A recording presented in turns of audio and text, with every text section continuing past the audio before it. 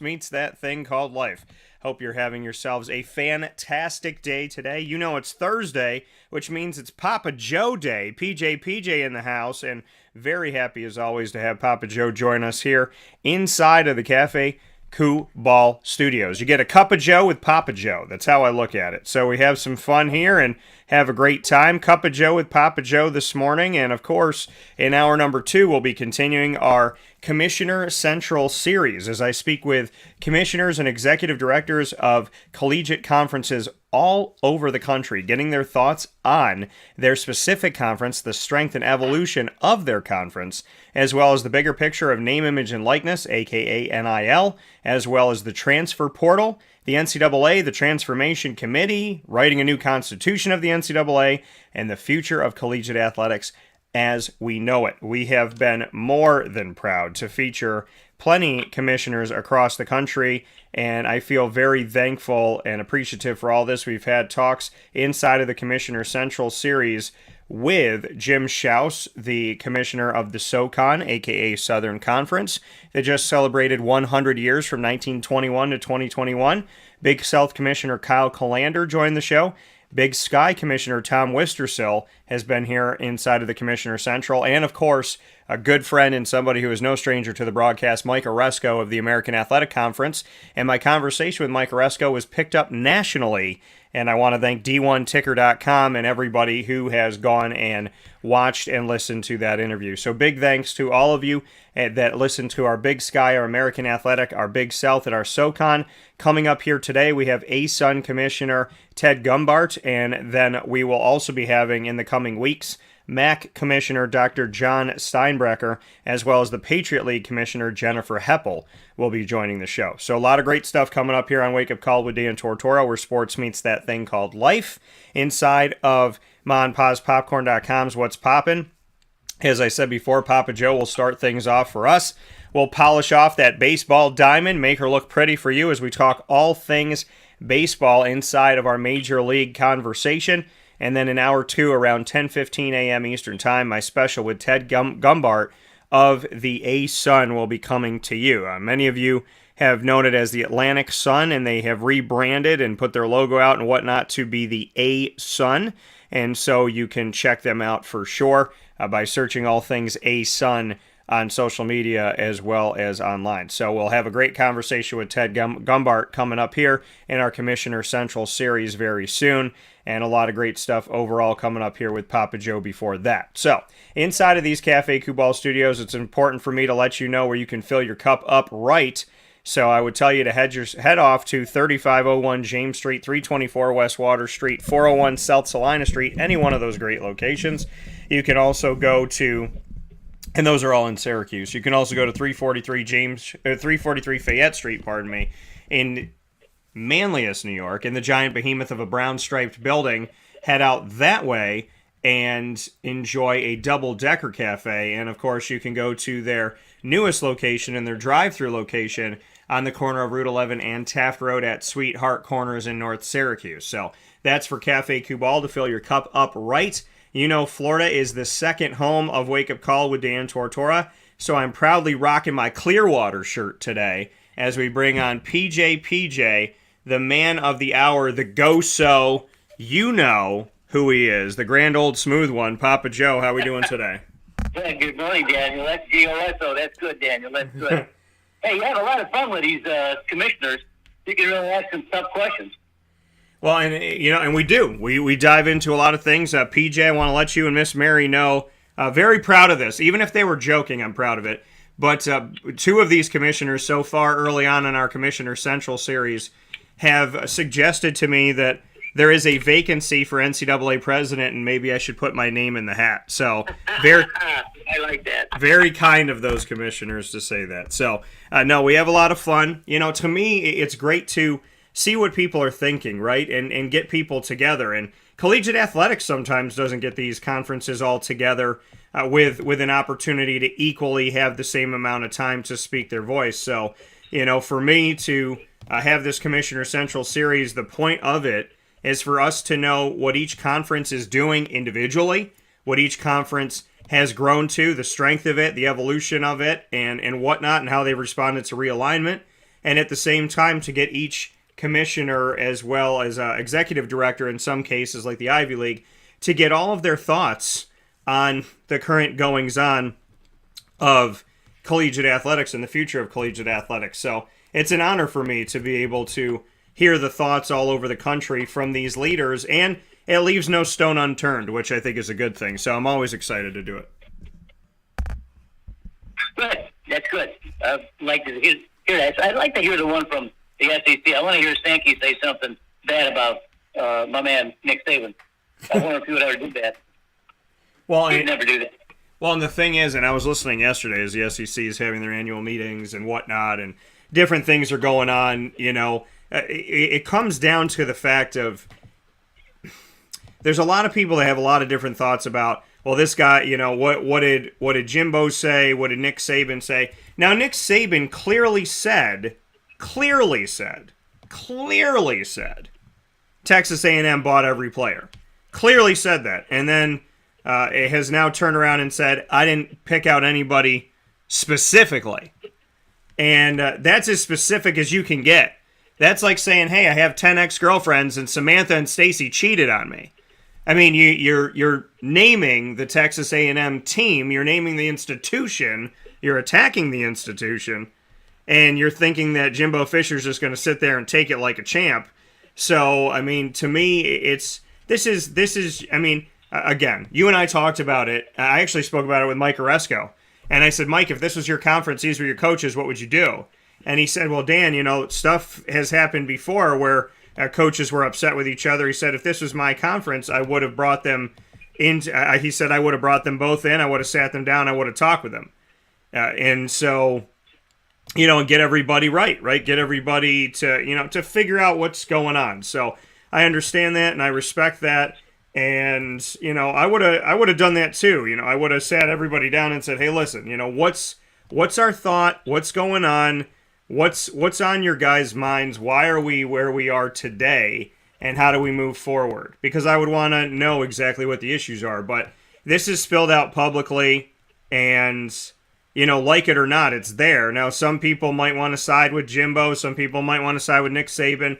I look at it like this. Nick Saban poked the bear. He poked the bear because he went after an assistant coach who was with him for multiple years. That coach is potentially privy, if and when Nick Saban broke any rules, there's a chance, probably a better chance than others, that Jimbo would know about that.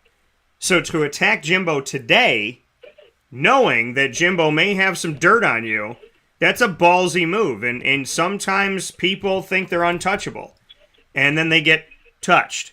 So I think, the situation we're in right now, Nick Saban shouldn't be, in my opinion, going out there and attacking somebody personally, because I'm just not for personal attacks. And at the same time, if Jimbo is breaking rules, well, then Jimbo's got to be a little bit nervous. But if Nick Saban's broken some rules, he just opened a can of worms on Jimbo. And there is that old adage of the reality that if you're going to take me down, I'm taking you down with me. Yeah, I don't know. It's all flummery to me. Nick said what he said. Jimbo refuted it. Let's go on and play ball. Yeah, you can get Mike Trout, would be the commissioner of the Fantasy League, right? He can get him to rule over this thing. Well, and that's that. I mean, this is where, I mean, in all honesty, PJ, I think you and I both know that for how many years now, how many decades now, have teams been, and I'm not saying this about Alabama and Texas A&M, I'm making a general statement, so please don't think I'm selecting them both out. So you know and I know that college coaches and college institutions, not everybody's clean, not every coach is clean, and if you dig deep enough, you could probably find a lot of institutions that have cheated their way to the top. And I mean, I've heard about players getting money decades ago. Handshakes, going into their locker after the game, and there's just $500 sitting there. I mean, you and I are around sports, and we're not naive. People have been cheating the game for a long time when it comes to college. Yep. Just tee it up and play football is all I care about right now. Can't wait for the fall. So the It's 90 degrees down here already. So if the NFL is doing their OTAs, and if you're in the South, you're really sweating it hot, boy. It's tough. Well, PJ, let me go with you on this with the SEC and the annual meetings and whatnot before we jump into baseball. What are you most excited about for the SEC this season? I know you love watching them. I know that you have a lot of respect for the SEC that is well-earned and well-deserved. What are you most excited about for this season of the SEC? Well, I'm going to have to go to my Gators. New coach, same old quarterback, not a same old quarterback, but he was a bench quarterback. Now he's running the whole show, Anthony Richardson. I want to see just what our new coach, Billy Napier, is going to do with the type of athlete that he has at Florida and what he'll face throughout the fall playing the SEC.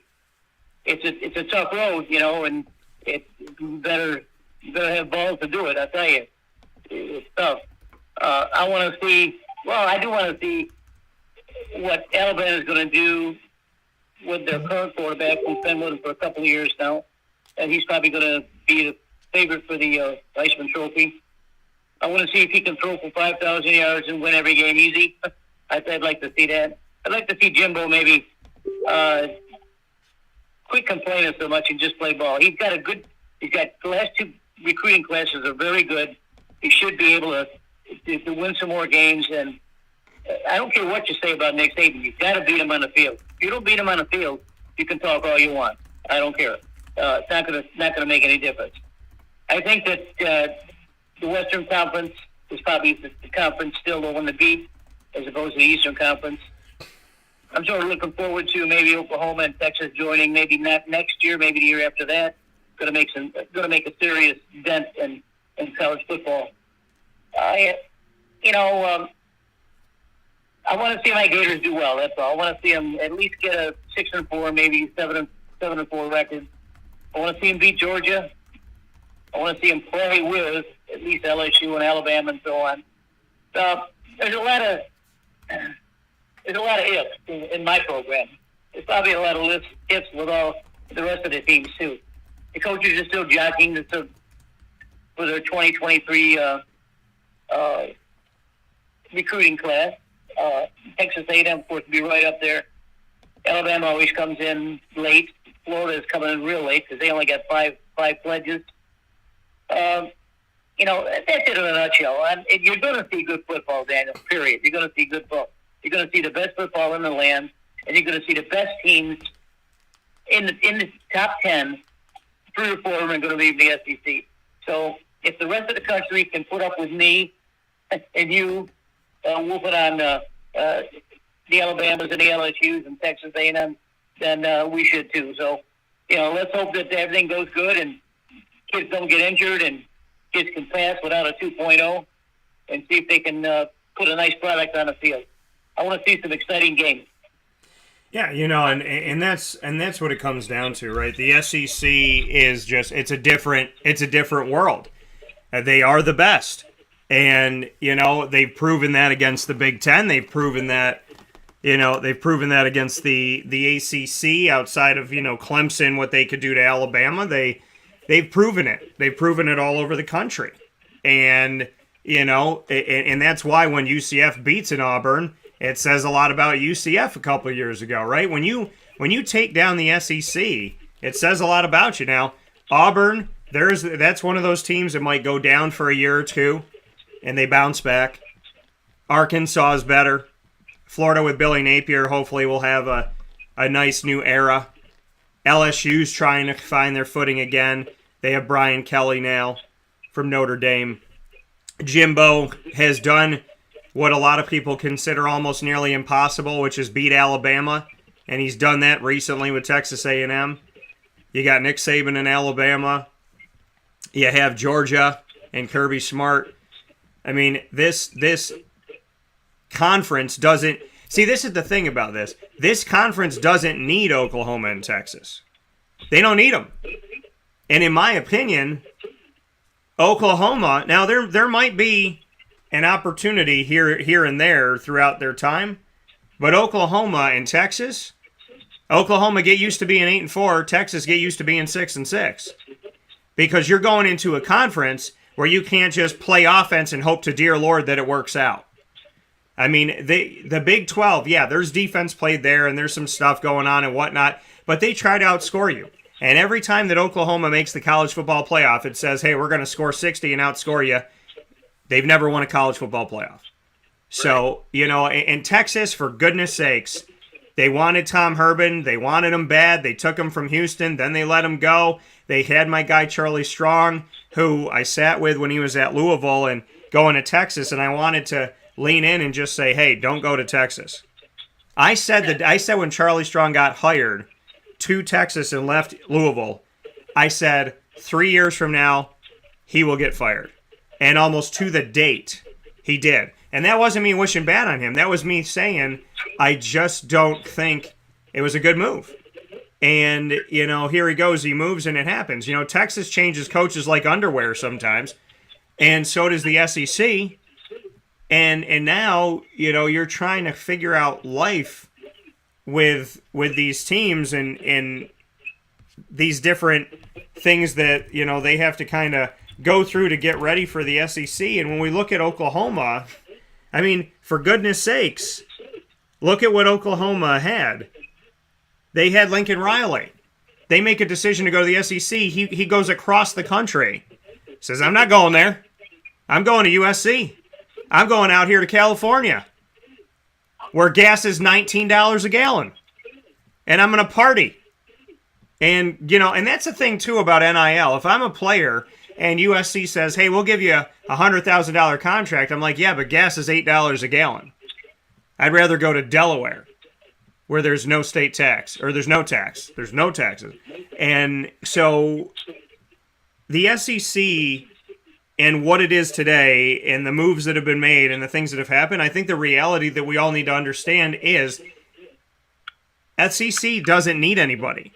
The SEC does not have to have Oklahoma and Texas. They might give you Tennessee and Vanderbilt. They might put them on the front lawn and let you take that old couch, but they don't need Oklahoma and Texas. Oklahoma and Texas need them way more than they need them. True, very true. Yep, very true. I'd rather get into baseball. I love how PJ dictates here. We started the conversation to talk about it a little bit, and he's like, yep, I know the show says Wake Up Call with Dan Tortora, but I'm done with football. Let's go to baseball. So it's time to start football in the fall, and there's not really a lot happening, even in the pros. I mean, I can't get any information from Jacksonville with the OTAs that are going on. I don't even know if they're still going on. I don't know if anyone's gotten hurt. So, but Mike, frankly, just this time of the year, I concentrate more on baseball and horse racing. So that's where I'm at right now. Now, before we jump into baseball, though, I do have a question from Greg. And you have driven him nuts for over a week now, because you said to him before you left, you have to guess the name of my alma mater, and he has guessed a bunch and he's been wrong every time. So he said, what are the chances of getting a hint regarding your alma mater? Okay, here's the hint. Greg is African-American, correct? No, Greg is not. He's not? No. Okay, my bad. Okay, here's the hint. I'm Caucasian, Italian, both sides of my family. And I went to a minority school to finish my education.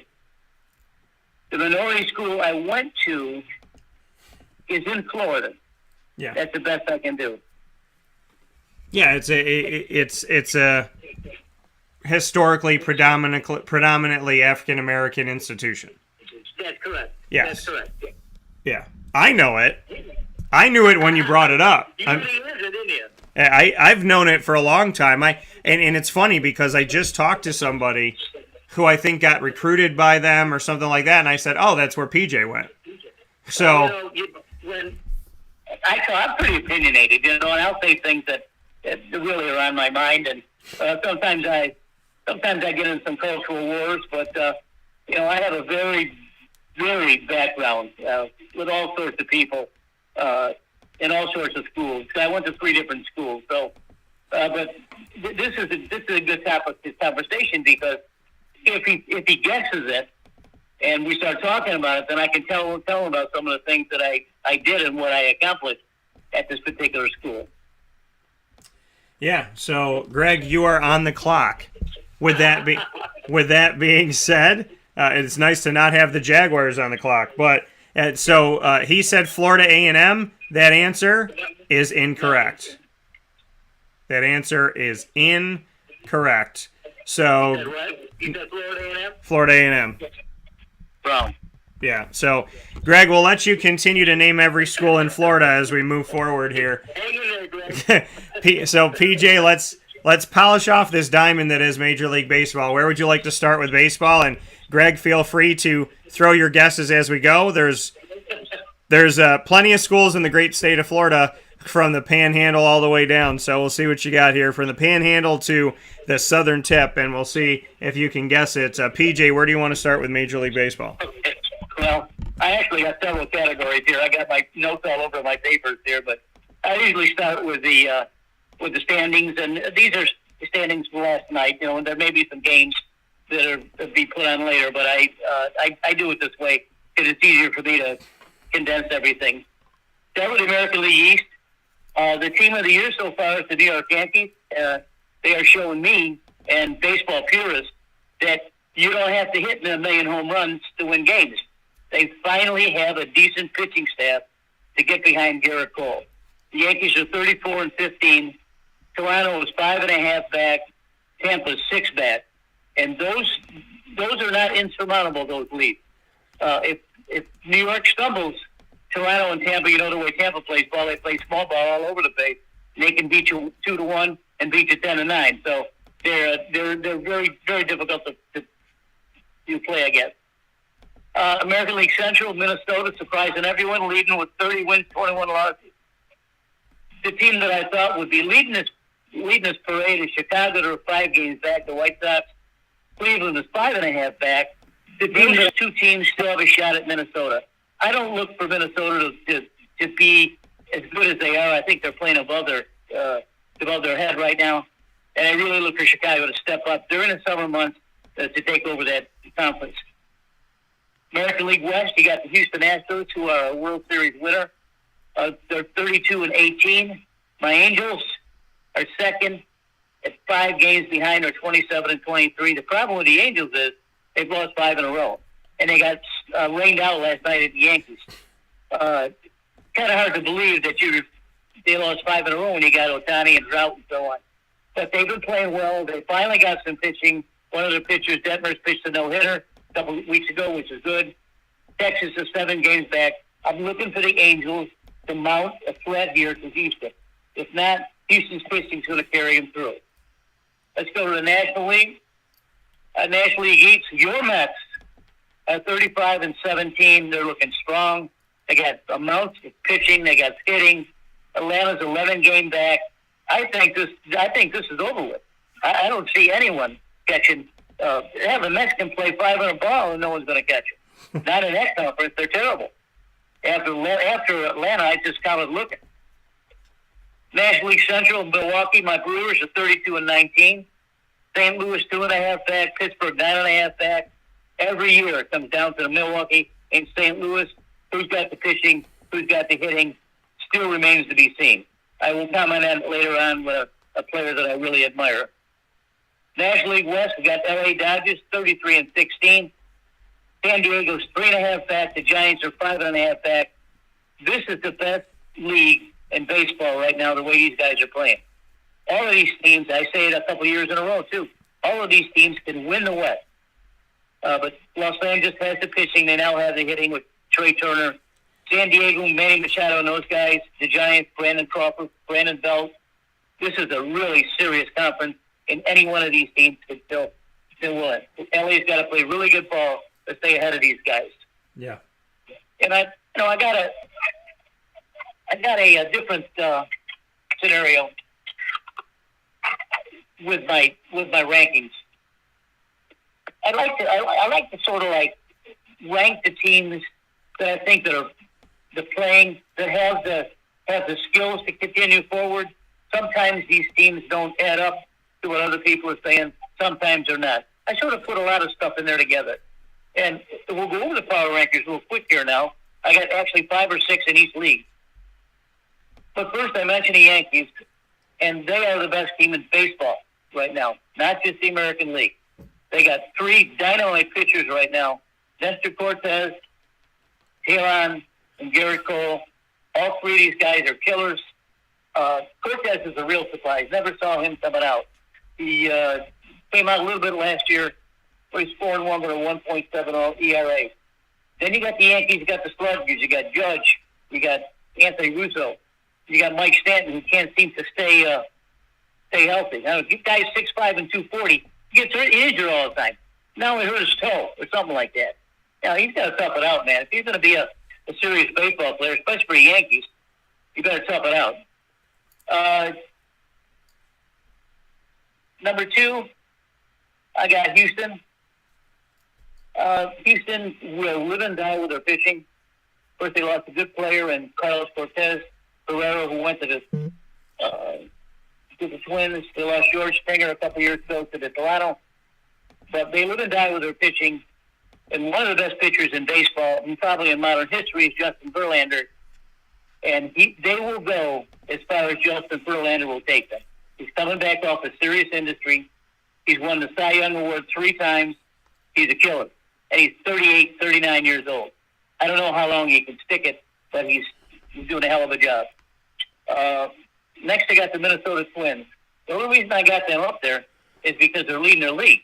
And I don't see a lot of talent there. I mean, I do. This guy named Luis Alvarez is knocking the hell out of it in 351, but I don't know anything about him. And I don't know much about Minnesota other than Carlos Guerrero, who came from Houston.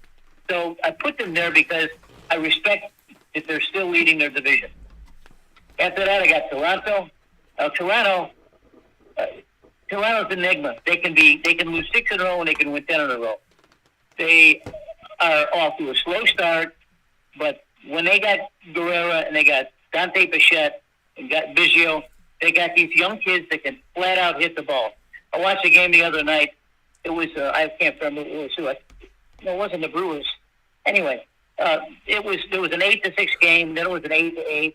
Then it was 9-9. Then it was 10-10. And Toronto comes up, wins the game, and a home run by Dante Bichette to 11-10. That's what they can do. They are scary with the bat. They just need a little bit more pitching. And of course, on the bottom, on number 5 will be Tampa Bay. You can't ever leave them out of anything. Cash is a wonderful manager. He's a 2-time National League, American League Manager of the Year. He knows just what he's doing with every one of his players. If he wants to pitch 7 guys in a 9-inning game, that's what he does. He does it, and he wins. He wins with low ERA. He wins with decent hitting. None of his guys are hitting 300. They're all in the mid-200s, but they win. It's amazing. I admire him and admire the Tampa always have been. Let's go to the National League, and your boys. I got leading the Roost, the New York Mets. What can you say? I mean, I'm waiting for the groom to come through here. Linda is finally starting to turn it around after he signed that big contract with Feely. He is absolutely ripping the cover off the ball now. He signed for $340 million. Can you believe that? Yeah. Overall, he's gotten 323, and he's leading the team.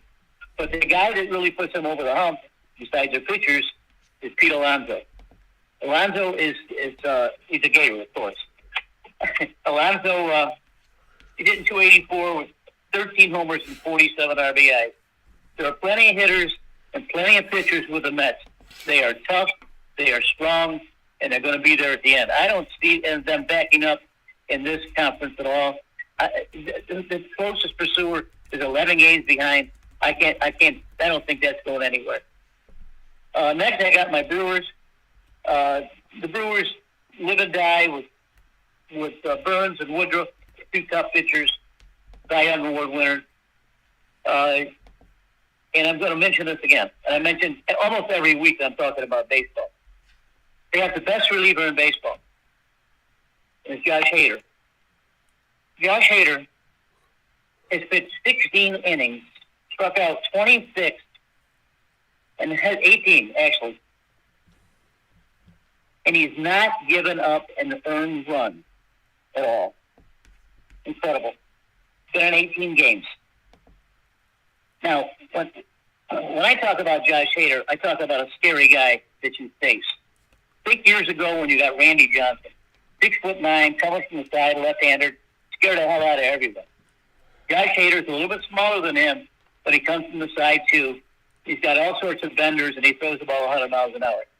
He is friggin' frightening the bat again. If you don't listen to what I'm saying, pull up the Brewers one night. If the Brewers are winning 3-2, and it's the ninth inning, you're going to see Hader warming up, and you'll see what I mean. Eventually, someone's going to hit him, but I don't know. I don't know who. They just he's just a killer. I mean, he's the most frightening pitcher I've seen since Randy Johnson. I remember when John Kruk was playing in the All-Star game against Randy Johnson, and he didn't want to bat against him. And Johnson scared the hell out of him by throwing a ball over his head. Never step foot in the batter's box again. That was the easiest strikeout there was, but it was a lot of fun.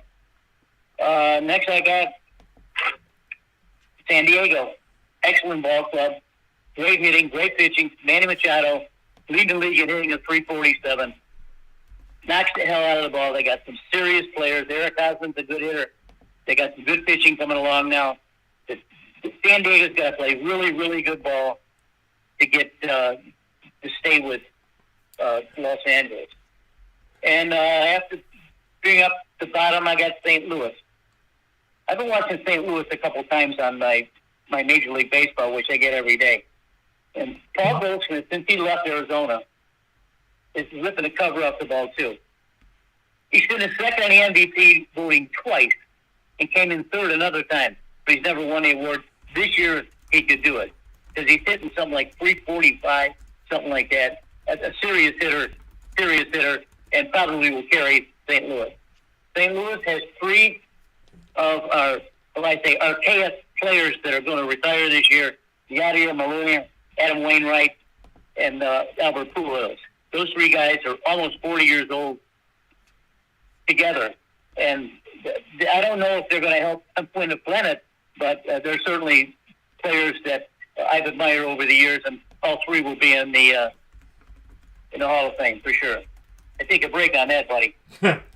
Well, and that's the thing. You know, you run the gamut. You talk about polishing that diamond. You did that with a fine-tooth comb. I mean, you went after everything there. You took a little toothbrush there like Cinderella, and you got all those crevices of the baseball diamond. You talked about the Mets and how good you think they are and how you think that maybe they're unreachable as the season goes on. What makes you believe that the Mets could continue to impress, continue to be in good footing? We're early on in the season, so what makes you believe that the Mets have the stamina to stay on top in the NL East? Well, it's pitching, Daniel. You know, I'm sure that people get tired of hearing that you win these games and you win Division Series and a World Series with pitching and defense. They got the pitching. They got the defense with Linder up the middle. Alonso with first base. He can pick off anything. It's going to be fun to watch him because if they keep hitting and the groom comes back with any kind of authority, then they'll be impossible to catch. And frankly, I think they're impossible right now. But, I mean, look, if Mike Trout can lose 6 games in a row, so can Texas. So can the Mets. I got some power hitters and power pitchers that I'd like to go over too. Okay. And then someone can chime in too. The way I look at things, I look at players that are important to their team and what they've done with the league. I like to do that. I don't like to look at something on the internet and write it down and say that's it. I don't like to do that. The American League, I'm going to put Mike Trout on top. Why? Because he's the best player in baseball. He's hitting 302 with 13 homers and 28 RBIs. He leads with wins above replacement, WAR, every year. He's leading by far this year, too. He may not have the best average, but he's the kind of guy that if you got men on second and third and you got one out and he's at the bat, you're welcome. That's what you do with Mike Trout. Aaron Judge for the Yankees is hitting 303 with 18 homers and 38 RBIs. He's another frightening guy you don't want to beat. He's so big and so strong with such great length and arms that he can reach any pitch outside. He can poke outside and hit one in the right field stands, or he can pull one down the line. He's really, really a strong hitter, and certainly they're going to carry him. After him, I got who's the best hitter in the league the last 3 or 4 years, Jose Ramirez from Cleveland. I always call him the Cleveland Indians. Now we got to call him the Cleveland Guardians. What the hell is a Guardian? I'm going to call him the Cleveland Indians. He's batting .292 with 13 homers and 52 RBIs. To give you a point, I watched 2 days ago.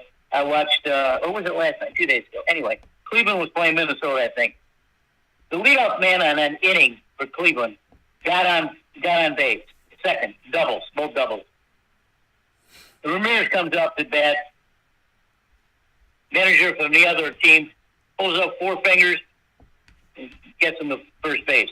You don't have to pitch the ball anymore. All you do is hold up 4 fingers and he walks.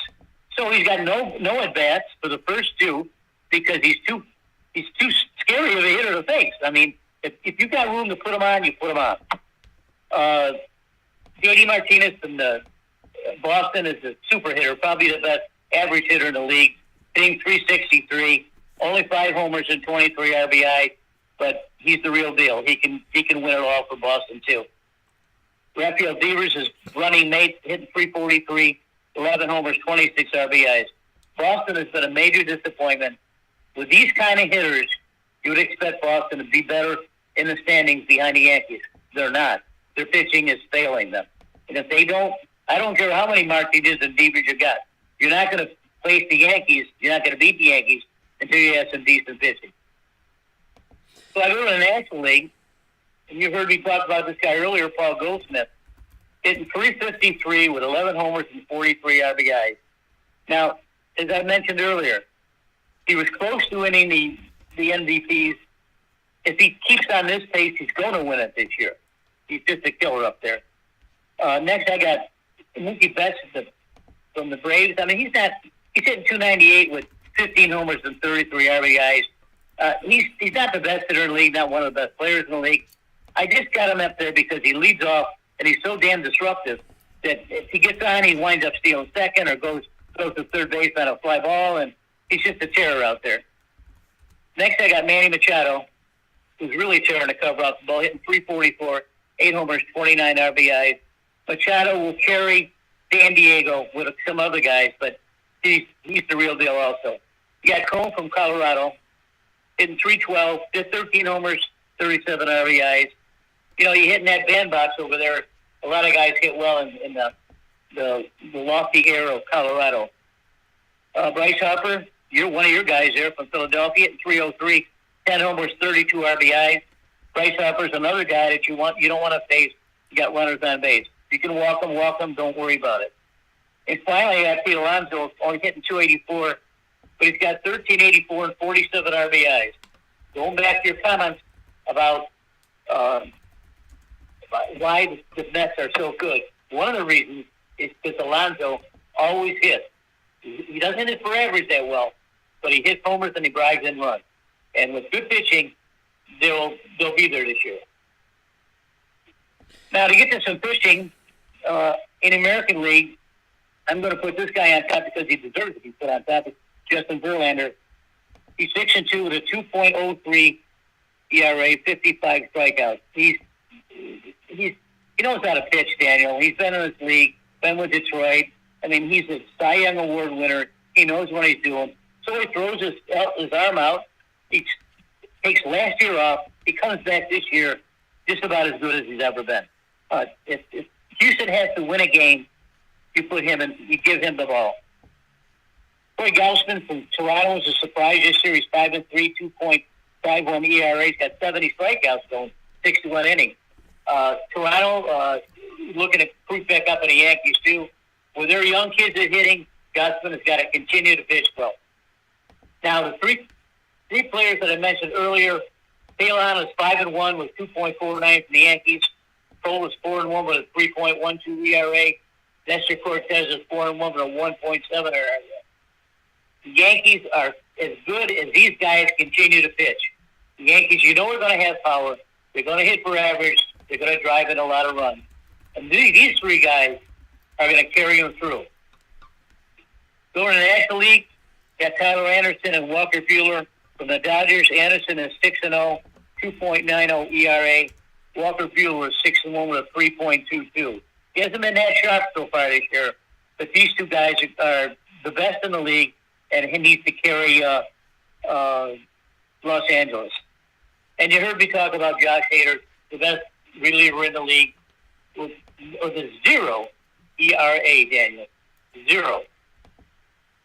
Yeah, and that's it's incredible, and we look at that. I mean, we know what Jacob deGrom did last year, and I was at the Baseball Hall of Fame for Father's Day, and saw that with my dad, and looked at the ERA that was in the Hall of Fame, and Jacob deGrom was on pace to beat that. So, you got an ERA of 0 is a beautiful thing to carry in. I do want to let you know that inside of our conversation here on Major League Baseball, Greg did get it right. I want to know how many online sites and how many libraries and books did Greg have to take out to make sure he got this one. But he did get it.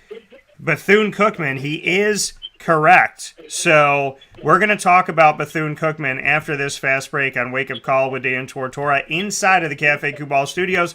Now that Greg has gotten it right, PJ will talk about his alma mater right after this fast break. Where sports meets life on Wake Up Call with Dan Tortora inside of the Cafe Kubal Studios.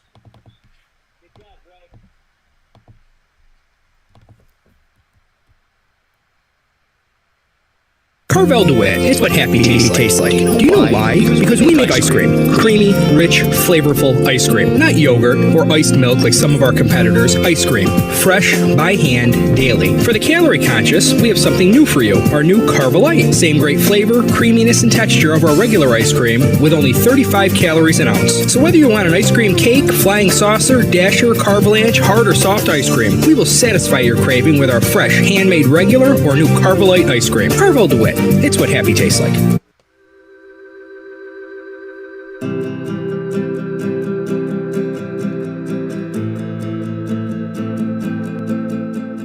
Cafe Kubal offers same-day local delivery of our products, offering no delivery charge for Onondaga County. Shop cafekubal.com for fresh roasted coffee beans, cold brew, travel mugs, and all your essential Cafe Kubal needs. Cafe Kubal, coffee for the soul.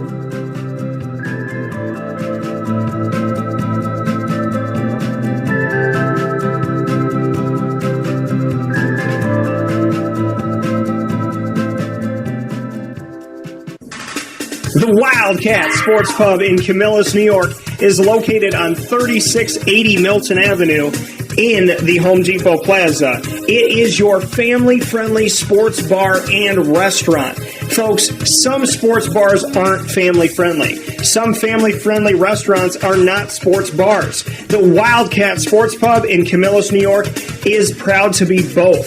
It is that marriage that you've been looking for years. The Wildcat Sports Pub is your home base for your sports bar and restaurant needs, games for the kids, indoor and outdoor activities, and enough things on the menu to come back every single week and get to try something new. They're open Sundays from noon to 8 p.m., Monday through Wednesday, 11 a.m. to 11 p.m., and Thursday through Saturday from 11 a.m. to midnight. For reservations and party information, call 315-487-2222 for the Wildcat family-friendly sports pub and restaurant.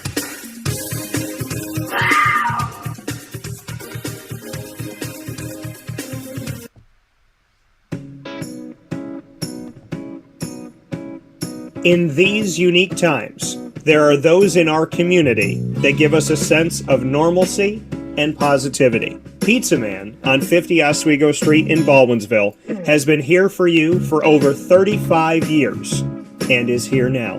Call 315-638-1234 or order online at pizzamanbeville.com to bring those familiar tastes into your home. And remember to come see our monthly on-site broadcasts centered around the community and our Baldwinsville Bees. Pizza Man in Baldwinsville. Any way you slice it, they are always here for you.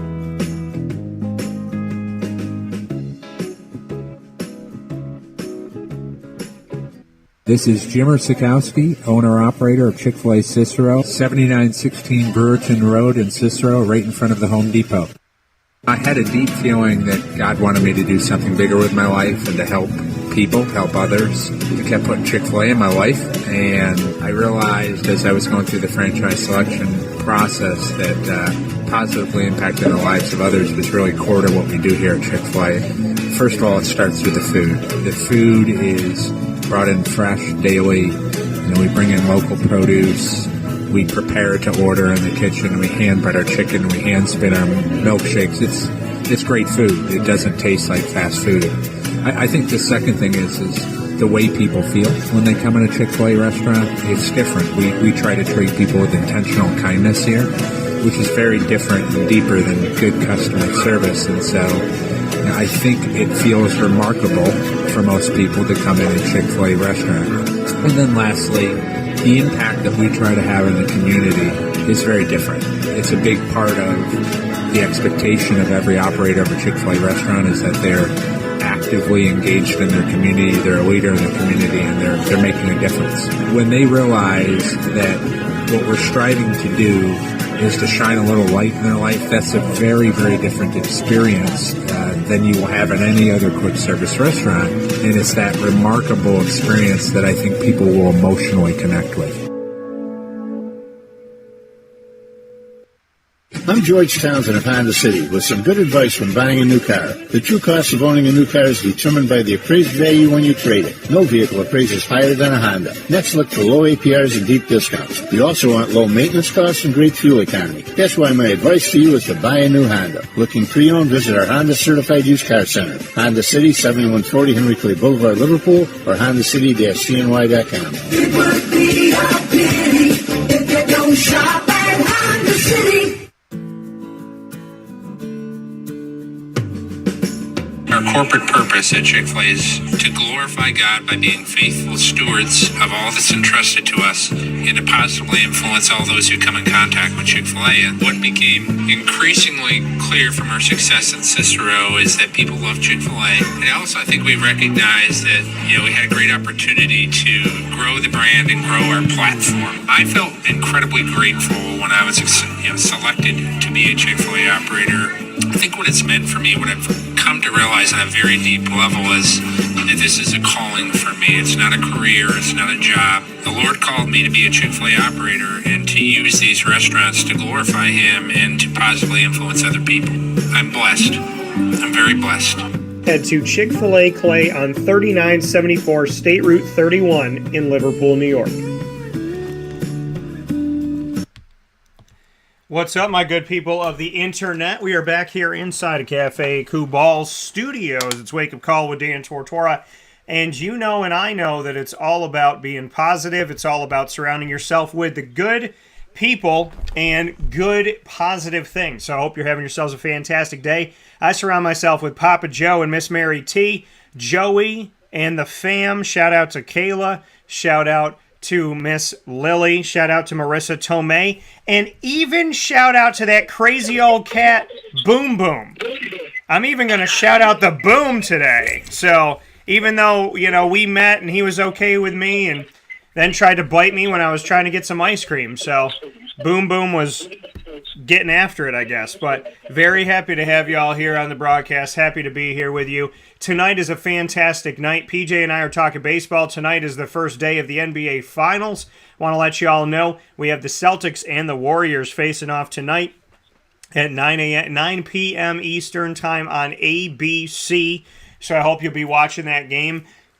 I definitely will be watching the game coming off of my live broadcast. I'll be on site on location with the Baldwinsville Bees Championship lacrosse team for boys lacrosse. The Baldwinsville Bees Championship lacrosse team for boys lacrosse. Very excited for that. I want to say that championship one more time. Very, very much looking forward to having them inside a Pizza Man at 6 p.m. tonight. And you can, of course, watch us worldwide on Facebook.com and YouTube.com, both /Wake Up Call DT. So we look forward to seeing you there at Pizza Man Pub. We'll be on the stage tonight, June 2nd at 6 p.m. with Baldwinsville Bees Boys Lacrosse. And, of course, after that, a few hours after that, we'll see the first game of the NBA Finals between the Celtics that my Aunt Donna, my buddy Jerry Hart, and my Pop Cavino, big fans of them Celtics, so excited to see them. And obviously, we'll also be watching those Warriors as well, who I respect, and Steph Curry, one of my favorite players, when it comes down to it, because I have always been a three-point shooter. That's always been the part of my game, is shoot from anywhere. So love watching Steph Curry play.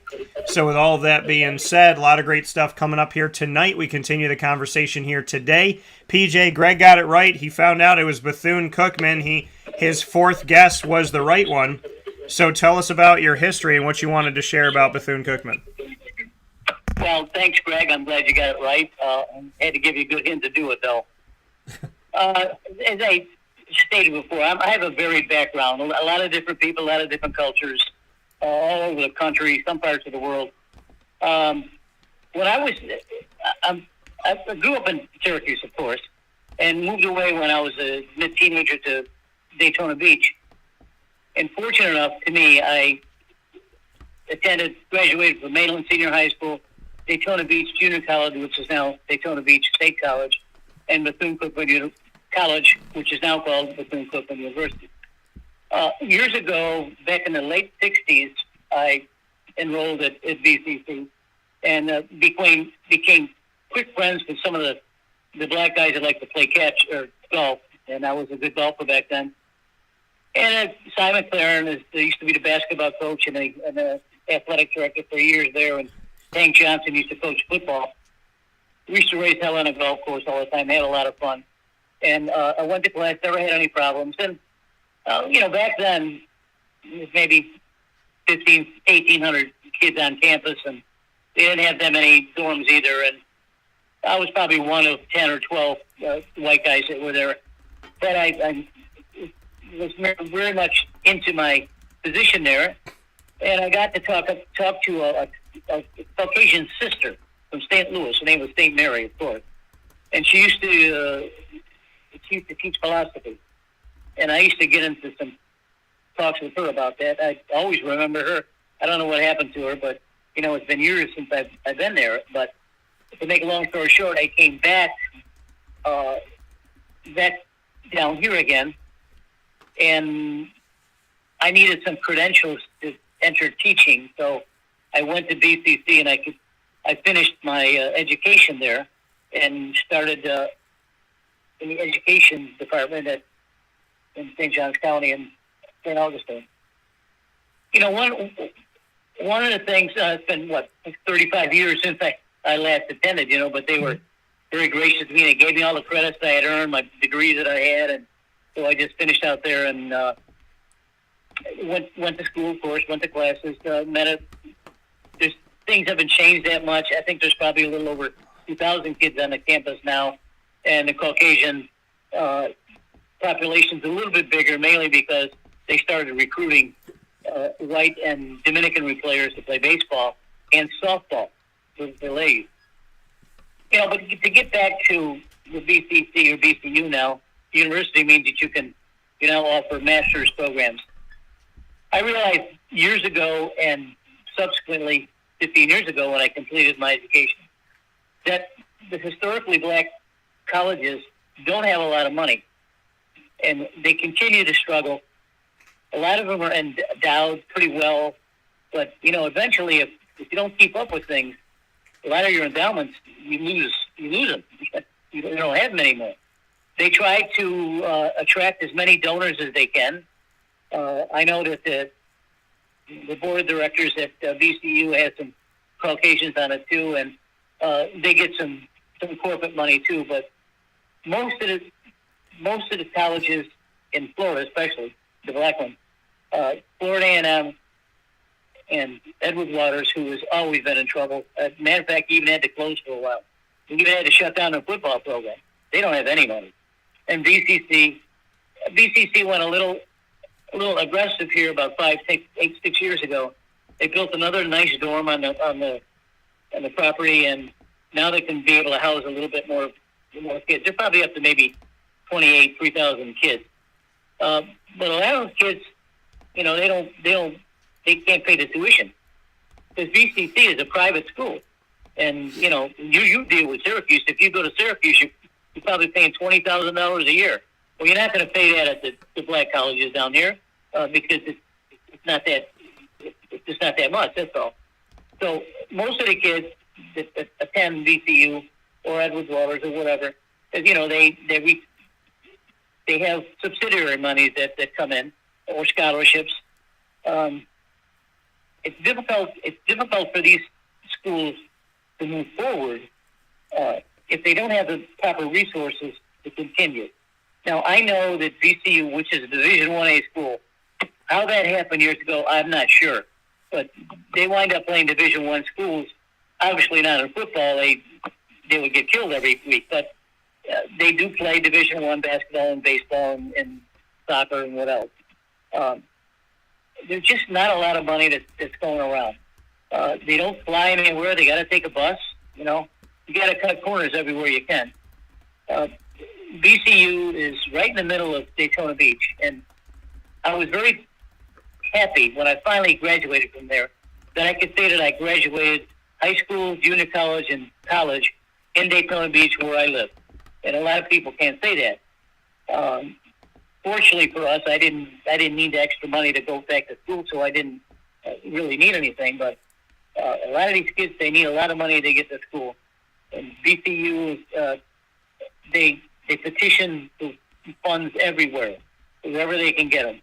And certainly the government gives them money, of course. But what I think is not particularly fair is that when these schools go up for their accreditation, they're put under a microscope, and sometimes they don't meet the standards. And VCU a couple times hasn't done that, and it's all because of money. They either spend too much money, or they don't have enough money coming in. Or Edward Waters the same way, Florida A&M. There's a school down in Miami called Florida Memorial, another really small school that just doesn't get the accolades or the money. So, it seems like every month these schools are trying to make their payrolls, or they're trying to build something for the school. It's hard. It's difficult.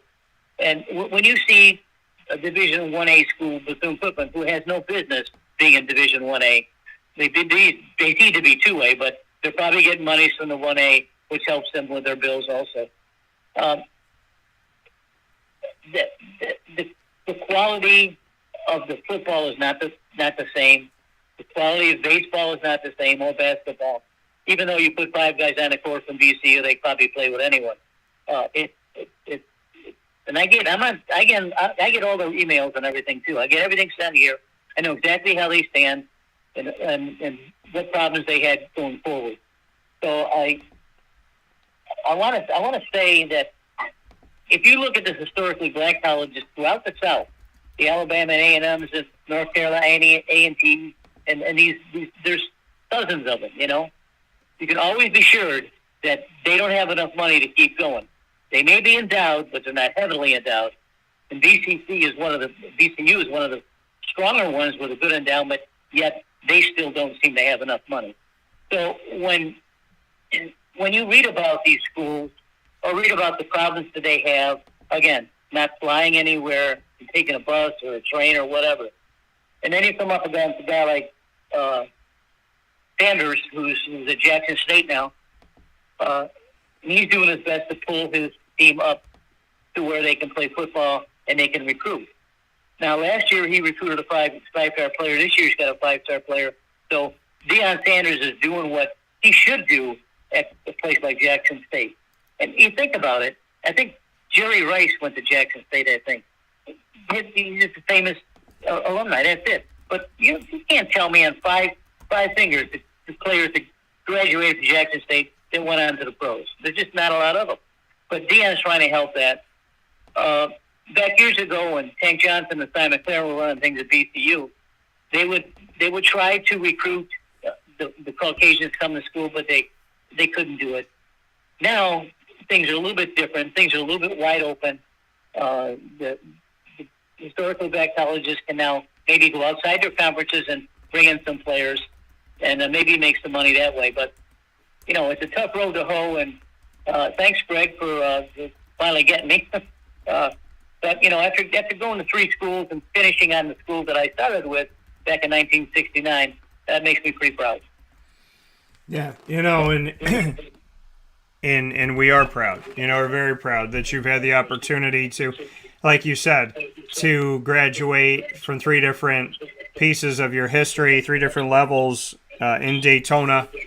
And obviously what that means to you, what that, means to your family, to Aunt Dorothy, and the connections that you've made there in the community and in Florida, and being at Bethune-Cookman and being at, a school that has been historically black, and being able to, be a part of that culture and be a part of the history of Bethune-Cookman. And obviously, you brought up Jerry Rice, who went to Mississippi Valley State University, another D3 school, and a D3 school, not a Division 1A or AA or 2. And so, a school like Bethune-Cookman, school like Mississippi Valley State, they don't always get the love nationally, sometimes not even regionally. And so to be able to talk about Bethune-Cookman today, and you be so proud of your time there and your history there, it gives Bethune-Cookman an opportunity to get the spotlight. And all of these colleges and universities mean something. Marywood University that I went to in Scranton, PA, there's so many schools, and everybody's got to raise money, and everybody's, trying to start these programs or get this for a major or get this for a sport. And there's only so much money that goes around. And obviously, we've seen some schools suffer, especially during Corona, and cancel some programs and whatnot. So, I think it's imperative to give back and to shine a light where lights need to be shined, and to talk about the places that we're proud to be a part of. So I'm happy we got to talk about Bethune-Cookman today, and I'm happy that it means so much to you, PJ. Thank you, Daniel. Thank you, Greg. So that being said, PJ, any final notes on baseball as we have just a couple minutes? Anything else you want to add as we polish off the diamond this week of Major League Baseball? Well, I want to see my Angels do a little bit better than they're doing. They've lost, they say, 5 in a row. They tried to play last night in New York, but they got rained out. They're going to play tonight. Now, I think Ohtani is probably going to pitch tonight, if not tonight, tomorrow night. Imagine Ohtani pitching against the Yankees at Yankee Stadium. Are you kidding me? I would kill to get a ticket to that.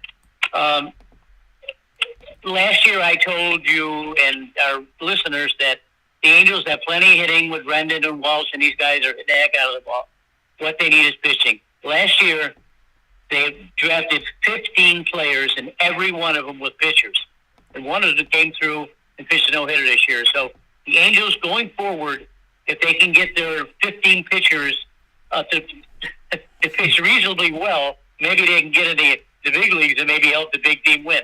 But the Angels still need pitching, and I'm looking for them to make a late rally here. I think Mike Trout is probably going to go on another tear, and if he continues with his wins and run replacement and his averages and home runs and everything, I don't see any reason why he shouldn't win a 4th MVP, which is unheard of. I mean, a lot of people are saying he's the best player that's ever played. Well, I'm not quite so sure about that, but I'm damn sure he's in the top 5, I'll tell you that. So I want to see the Mets do well. I'm looking for the Mets to continue doing what they're doing, and I want to see the Angels come up pitching-wise, continue playing against Houston, beating Houston, and taking a division. That coming from Papa Joe here on Wake Up Call with Dan Tortora from inside of the Cafe Kubal Studios, where sports meets that thing called life. Papa Joe, as always, I appreciate it. Love talking about your history, the things that mean a lot to you, things that you love, and in the words of Papa Joe today to take home with you, I don't want to talk about football. It's baseball season. We'll talk with you. We'll talk with you soon, Papa J. I send you all my love. All right, thank you. Take care. That coming from Papa Joe here, where sports meets that thing called life on Wake Up Call with Dan Tortora. I don't want to talk about football anymore. Let's talk baseball. So PJ, definitely let you know what he's all about and who he is. So thank you to Papa Joe for being a part of today's broadcast on Wake Up Call with Dan Tortora and being with us every single Thursday from 9 a.m. to 10 a.m. Eastern Time. Greg said enjoyed the trivia, kept him on his toes. And we're going to keep you on your toes as we have some big-time conversations coming up here in the Commissioner Central Series. The next one up on deck right here, about to hit, ASUN Commissioner Ted Gumbart joins the broadcast right after this fast break on Wake Up Call with Dan Tortora from inside of the Cafe Kubal studios where sports meets life. Don't miss a minute of this as we continue our conversations with commissioners and executive directors from all over the country in their thoughts on their strength and evolution of their own conference, as well as the greater questions and topics that are pertinent to the present and the future of collegiate athletics. All of that's coming up from inside of the Cafe Kubal studios right after this fast break.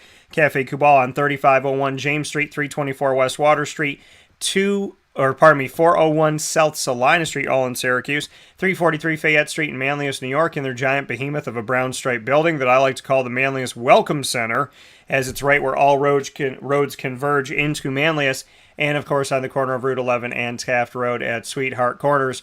Make sure you make your way out there in North Syracuse to their drive-through location. So, with that being said, head out and get yourself some Cafe Kubal, and we'll be back here with plenty coming up from ASUN Commissioner Ted Gumbart right after this fast break on Wake Up Call with Dan Tortora.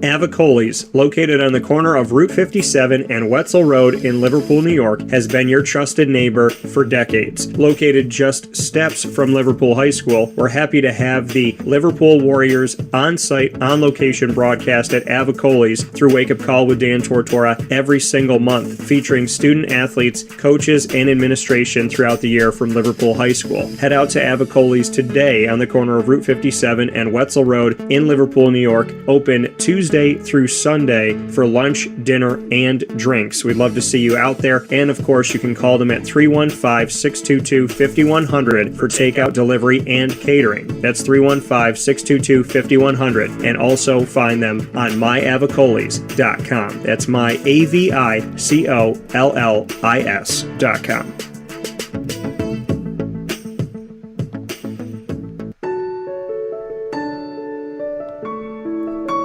Having peace of mind when you're out of town that your furry-loving friend is safe and sound means taking them to Canine Campground, because we all know that when it comes to the love of our pets, it goes well beyond the call of duty to make sure they're safe and sound. Right, Lily?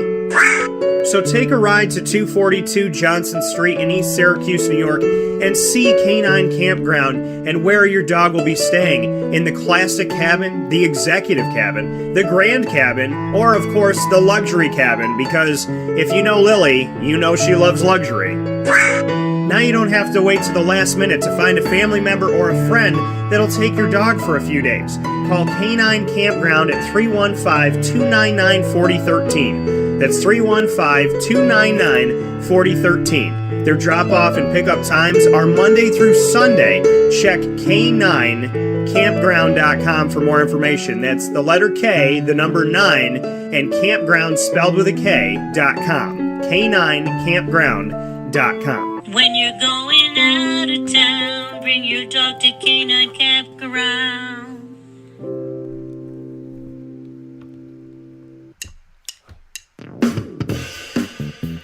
PB&J's Lunchbox, the food truck that you love finding all throughout Central and Upstate New York, now has a street-side cafe. So when you're craving their traditional favorites as well as their out-of-box amazing menu items, you can now head to 663 Old Liverpool Road in Liverpool, New York. Located just minutes from the highway, the thruway, Destiny USA, and Onondaga Lake Parkway, PB&J's Lunchbox Street-Side Cafe is there for you Monday through Saturday from 9 a.m. to 7 p.m., serving breakfast, lunch, and dinner all throughout the day. Get breakfast for dinner, dinner for lunch, whatever you fancy, including their award-winning grilled peanut butter and jelly sandwich. Find them at 663 Old Liverpool Road in Liverpool, New York. PB&J's Lunchbox, where we love to know what's in your lunchbox.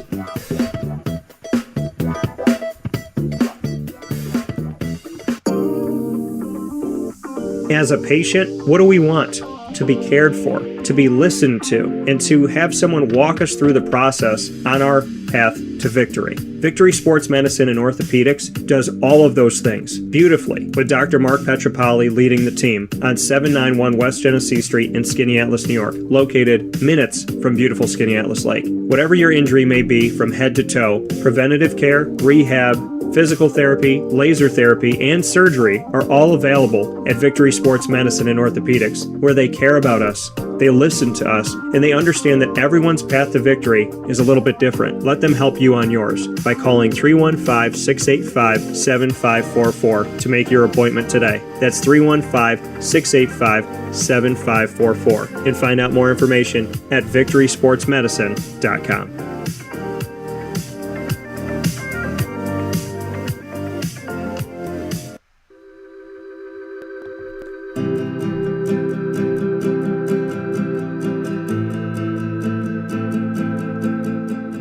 Cafe Cabal offers same-day local delivery of our products, offering no delivery charge for Onondaga County. Shop cafecabal.com for fresh roasted coffee beans, cold brew, travel mugs, and all your essential Cafe Cabal needs. Cafe Cabal, coffee for the soul.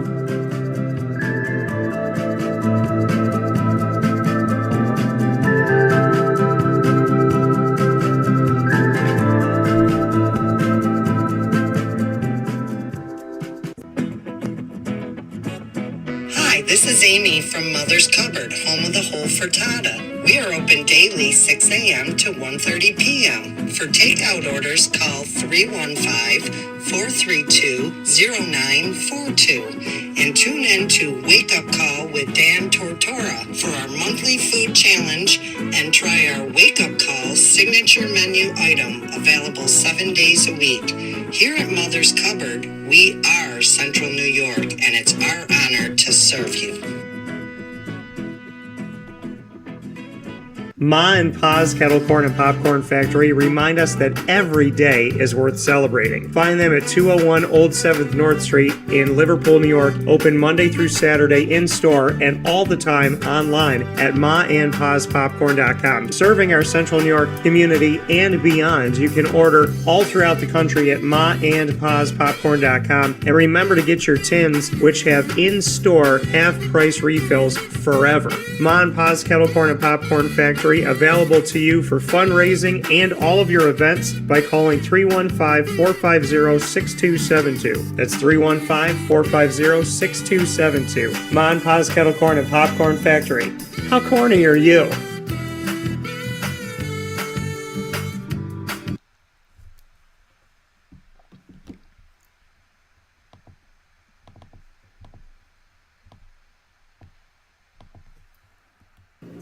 Welcome back here to Wake Up Call with Dan Tortora from inside of the Cafe Cabal studios. You're hanging out with us on Facebook.com, YouTube.com, and MixLR.com/WakeUpCallDT. The first two, internet streaming video worldwide, and MixLR.com/WakeUpCallDT, giving you our internet streaming radio. You can also pick us up on WakeUpCallDT.com as well as Facebook.com/LiveNowDT. Our commissioner connections that you have heard over the years here are very important to me to see what the leaders around our country are thinking about the world of collegiate athletics. And so it is imperative for me to be able to do this, and I can't do it without the conferences saying yes to that and giving me the opportunity to share these stories. I'm here today with the commissioner of the ASUN conference, that is Ted Gumbart, and Ted has been on the broadcast before, and we have a lot to get into today, speaking on NIL, the transfer portal, the transformation committee, the future of the NCAA, the strength of the ASUN, as well as the evolution of the conference. So plenty to get into, and let's bring him in. Ted, how you doing today? I'm doing well, and boy, it's good to get my return engagement on the Wake Up Call DT. I am glad to be back, and I hope that means that the first time we didn't blow up the studio, and everything turned out okay. So good to be back.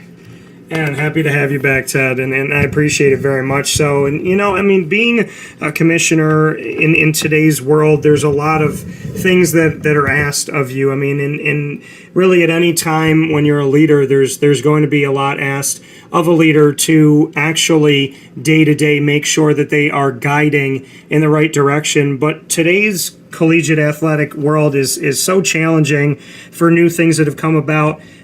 Looking at name, image, and likeness and the transfer portal, how have you assessed what's gone on? Because very few rules put into place. A lot of people call it the Wild Wild West. Some people say the Wild Wild West had more rules. So how do you look at name, image, and likeness and the transfer portal and just what it's done to the college model so far?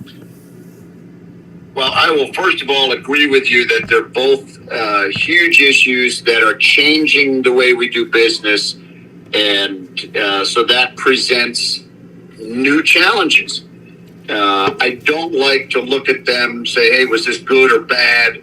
Are you going to win or lose with this? But it's just change, and things are always going to change. So our job, as managers and leaders and educators is to just stay up on it, have a little bit of your own experience to try to look down the road and say, hey, here's some things I think we ought to prepare for. And then, do good work with your colleagues so that you can find out if your views are in sync with others. And if you're going to build a new environment, let's do it to the best of our ability. So I just think change is more rapid and at a greater scale than some people are comfortable with. But that's just the way it is. So I look at it, let's talk first about the transfer portal.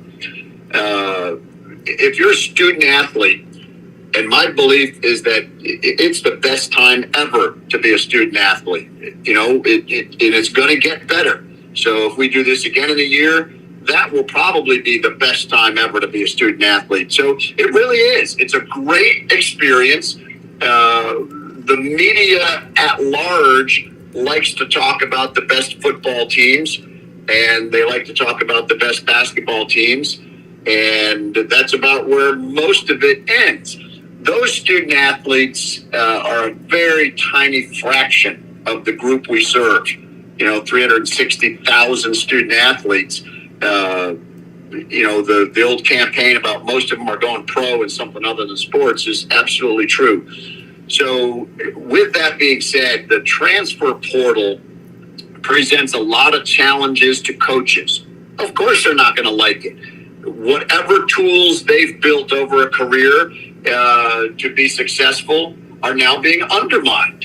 And that's not fun. It's not welcome. And it presents another challenge. But it's just the way it is. So we're going to have to accommodate transfers. If it's okay for a coach and an AD and a commissioner to come and go on their terms, it's hard to argue that a student shouldn't be able to come and go. But there's got to be some structure to it. And I think that there will be some timing elements that need to go in and say, hey, here's where we start and here's where we finish. And then we'll play the year. And then we can go back and look at it again. And there'll be some progress towards degree. If we're still going to be higher education, you've got to make progress towards degree. You can't just go from school A to B to C and take intro to whatever and play 3 or 4 seasons and never make any progress towards degree. So I do think that that progress towards degree will be really important. I do think that some deadlines, when do we start and when do we finish setting your roster? You can't have it be in a constant state of flux. And so we'll look at drafts and we'll look at different things, but I do think that's here to stay. I don't think we're going the other direction, but that's just my opinion. And we can get into NIL from the perspective of a mid-major, but I'll stop and see if there's anything further on the transfer portal that you think I might be able to share. Well, like you said, it's free agency, and it puts you in a situation where there used to be rules in place, right, where you had to sit out a year if you were transferring. If you were transferring within the same conference, you might have to sit out 2 years, and coaches had all the power. A coach could come to you, you could say, hey, I'm going to transfer, and the coach could say, well, you can't transfer in conference, and you can't transfer to any of the teams that we're playing. They could give you a list of 27 schools and say you can't go to any of these places, and what if 5 of those 27 are the ones recruiting you the most? What if one of them is the one that you really want to go to? So, I think that all the control was in the hands of the coaches before in the school, and now all the control is in the hands of the student athlete. And so you go from one extreme to another extreme. The transfer portal, it gives an opportunity for somebody who maybe their coach leaves to say, okay, well, I don't want to be here anymore. Maybe I want to go with the coach. Maybe I want to go somewhere else. Maybe I want to be close to home. But at the same time, it also creates this world of, well, I don't want to compete. I don't want to be personally responsible. I don't want to have to deal with this. And I think, we could see this turn in. I mean, we have seen it turn into something that is very dangerous and kind of takes away the amateur model. And you don't really have to be dedicated to a school. You don't have to be dedicated to education. And I think, NIL comes into this in the sense of the schools that can use NIL as a recruiting tool to say, hey, transfer to us and we can get you this and we have this amount of money.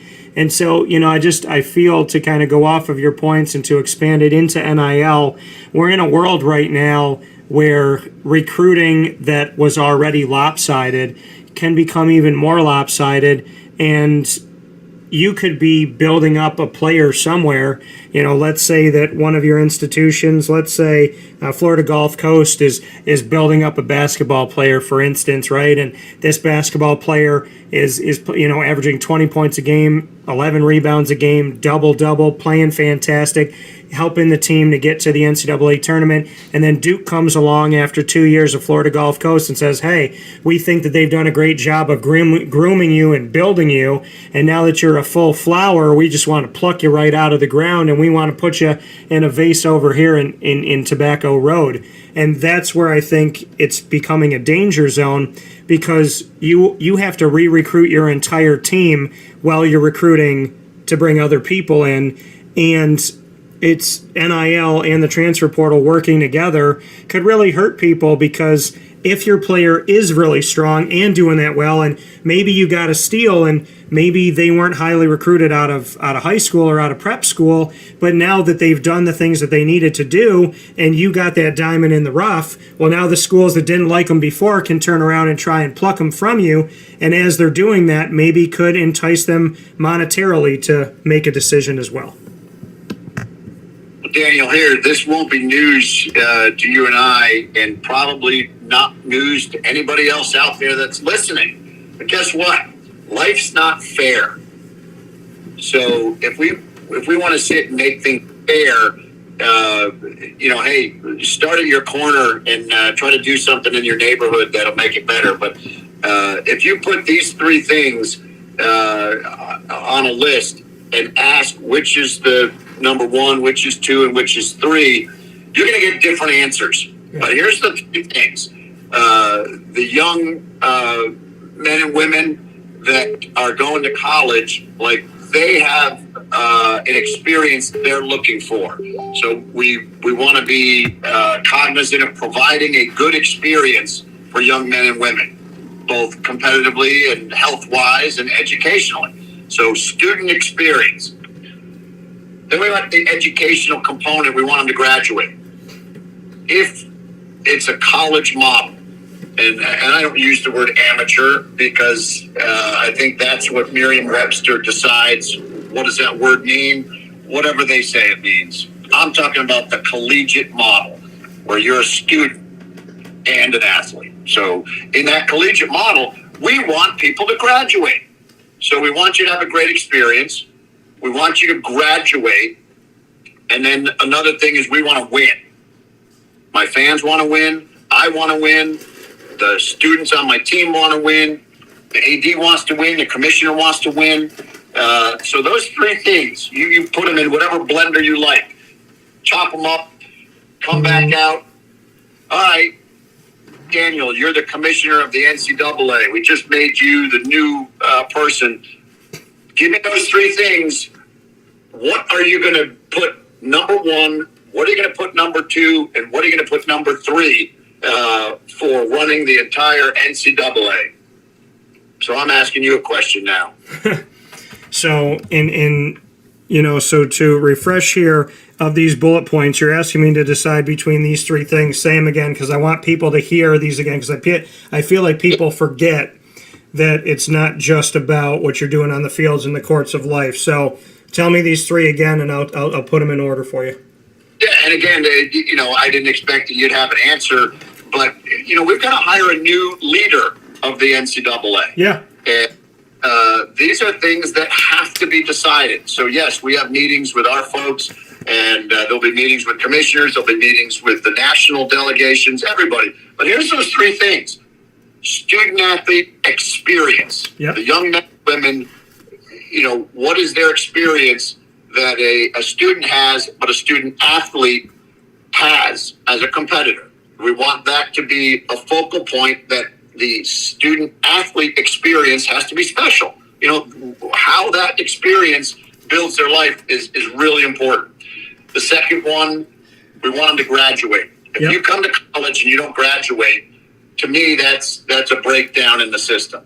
Now, if you are a one and done and go to the NBA and sign for millions of dollars, you can go back to school whenever you choose. Put that money aside, a little fraction of it, and the NBA should be responsible for educating you in the financial literacy that's needed and all that stuff. So I'm not saying that that's a bad outcome. Yeah. But in general, you got to graduate. Right. We just had a recreational experience, not an educational one.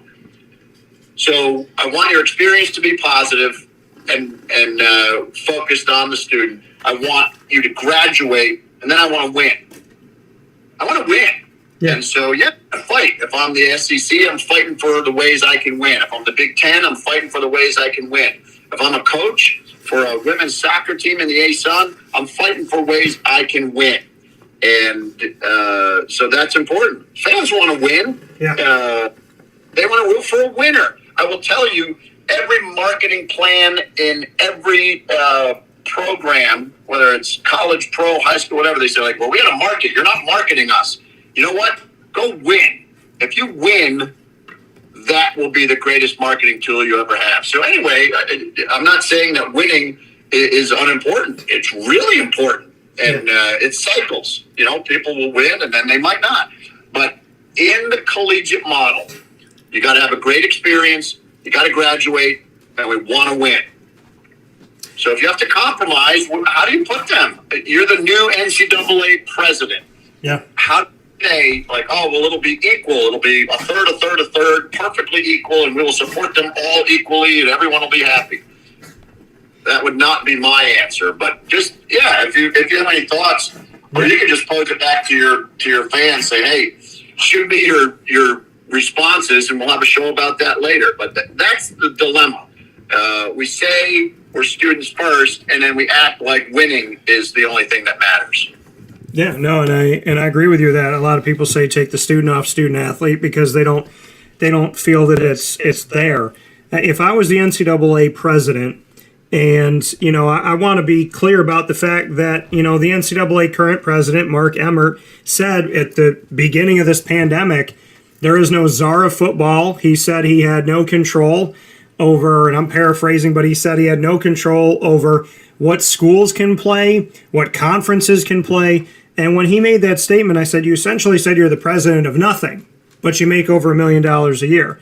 If I was the NCAA president, and I'm saying this because this is how I feel, and this is how I was raised, and this is what's important to me, I would want you to graduate because a small, tiny percentage of the world gets to play collegiate athletics, gets to compete in collegiate athletics. A very, very, very smaller percentage of that is Division One. From there, a tinier percentage of the tiny percentage gets to go on professionally and play. So I want you to graduate because I want you to have a future.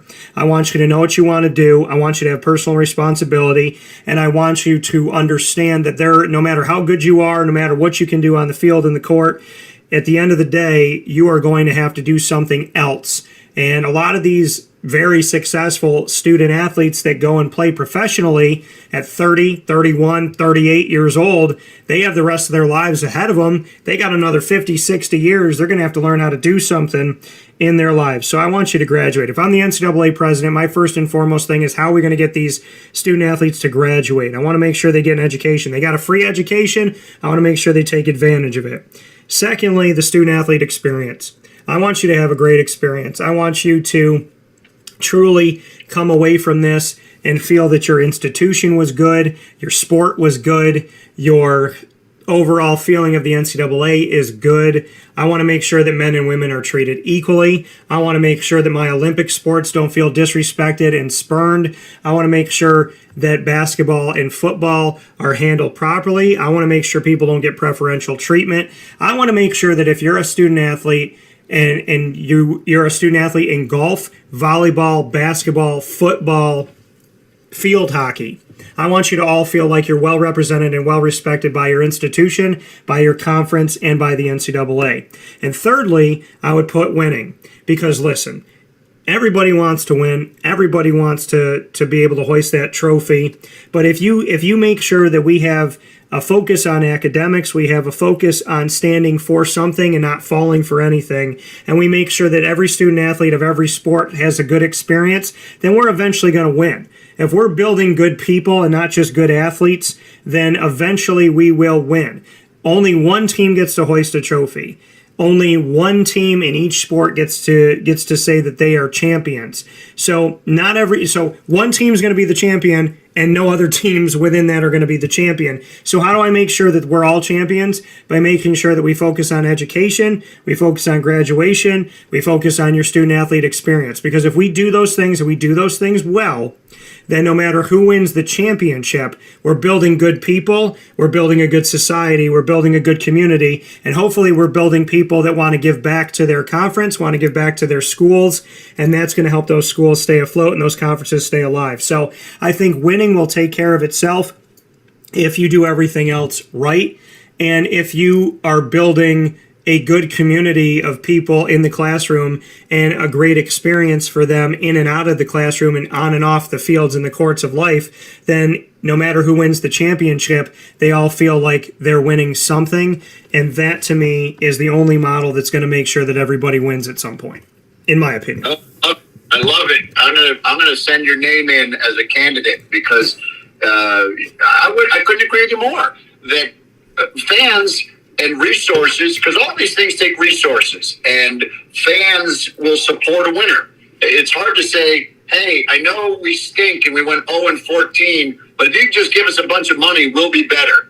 That doesn't work. So you do need resources to make this work, and winning helps build resources, and there is a factor. But if you boil it down to, let's talk about your son or daughter, or your brother or sister, or your uncle, aunt, whatever, that if their experience is going to be better at school A than school B, and who's a better judge of that than that person, that student, and they want to move to a new school, and the only thing that you're upset about as a fan is like, oh, I'm not going to win as much if you leave. That's not part of what we're doing. That you're disappointed you might not win.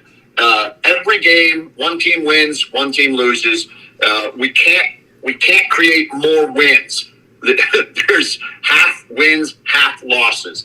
But if you do what's right for that young man or woman, then we will do exactly what you said, and we'll have people that value the system. They'll become leaders across the country in everything, whether it's leading their home or leading the country, and they'll build something better than we have. That's the last thing, my grandfather, my father, my parents, everything said, leave the campsite better than you found it. And so when we say it's the best time today to be a student athlete, I hope that's the case. In a year, in a decade, it should always be getting better. But that's cool. I didn't mean to get all fired up about it, but you asked a question, and now you know where I stand, and sounds like we're on the same page. Yeah, and I definitely appreciate it, because I think, it needs to be spoken about. And, Ted, having you on the show before, what made me want to bring you back on was, you are so candid, you are so open, you're not mincing words, you're not trying to be a politician, you're speaking on what you believe in, and you're letting your conference members know, the schools know, hey, this is how I lead. This is, you can't be a leader if you're wishy-washy and a flip-flopper. People don't want to follow somebody that has no idea where they're going. You don't follow a compass that keeps spinning. You follow a compass that figures out eventually what direction they want to go in. If you're a compass that's spinning one way this hour, then this way, then that way, then all you end up doing is walking in a circle. You end up in the same place. But if you're going to dedicate yourself to saying, hey, I'm a compass and I'm going to go in this direction, and maybe there's a cliff when I get here, and maybe there's a valley, and maybe there's snakes, and maybe there's ice, and maybe we got to cross a river. Whatever it may be, this is the place that I feel like is best to go. There's no direction that a leader's going to take that's going to be completely concrete with nothing on it and everything's going to be fine. Eventually there's going to be adversity, but you can't follow a compass that spins. You follow a compass that's going to point in a direction at some point. And the fact that you're saying, hey, I'm the commissioner of the ASUN and this is where I point, that means something. That means something to your schools. It means something to the people that work in your office, because you can't follow a leader that has no idea where they're going. And I can respect and appreciate that. Well, I do as well. I try to act as you just described. And it's like anything else, that if you do what you believe is right and act with conviction, there'll be enough chance to evaluate. And if people that you report to decide they want another direction, it's their prerogative to do so. But I think stick with your convictions. And we can talk a little bit about NIL. We get off track here. But I think if I have to summarize my job, it's really two things. I have to make friends, and I have to make decisions. And you're going to be evaluated on how you do. So did you make good friends, and did you make good decisions? You'll probably keep your job. If you're shaky, you may be told to do better. And if you're not good at it, you're making the wrong friends, and you're making bad decisions, you will be invited to go search for a new job. So I try to keep things simple, and so if I can make good friends and good decisions, everything will be all right. And we will continue to fight what we think is right and provide that experience and that education. And golly, if you can graduate debt-free and have your degree in whatever field you chose as a student athlete, that's a win. That's where administrators and coaches win. The championships and the trophies and all that stuff is great, but if you get your degree and you're ready to go in life, and your debt is minimal, that's a win. And so you define that as a win, then we got a whole bunch of really good winners in the NCAA. Yeah, and it's a lot to be said here, and much appreciation of that, and the way to make sure that everybody wins. Because in the actual competition, you have one victor, as we spoke about. But if you do things the right way overall for your student athletes, then you can find a way to make sure that everybody wins in your student body as a whole. As we are here this morning on Wake Up Call with Dan Tortora, with the ASUN Conference Commissioner, Ted Gumbart.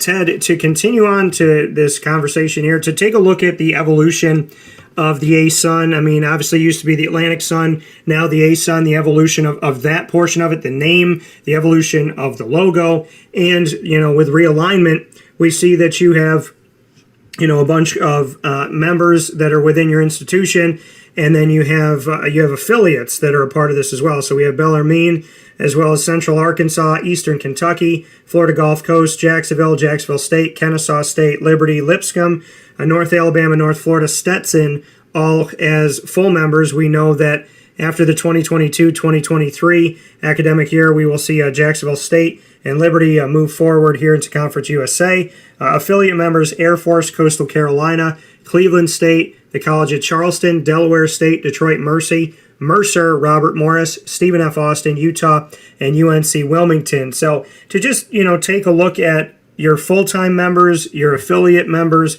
and the fact that realignment has had the ripple effect and continues to affect conferences all over the country, including the ASUN, which you had obviously sent out a statement about the fact that the conference is going to be different here with after this upcoming season. So we know that the ASUN is no different than many conferences out there in realignment and the shifting of things. So how would you describe the evolution of the ASUN and the fact that realignment continues to find its place in collegiate athletics and obviously has an effect on the ASUN as well? Yeah, absolutely, man. That sounds like a mouthful when you read all those affiliates. Yeah.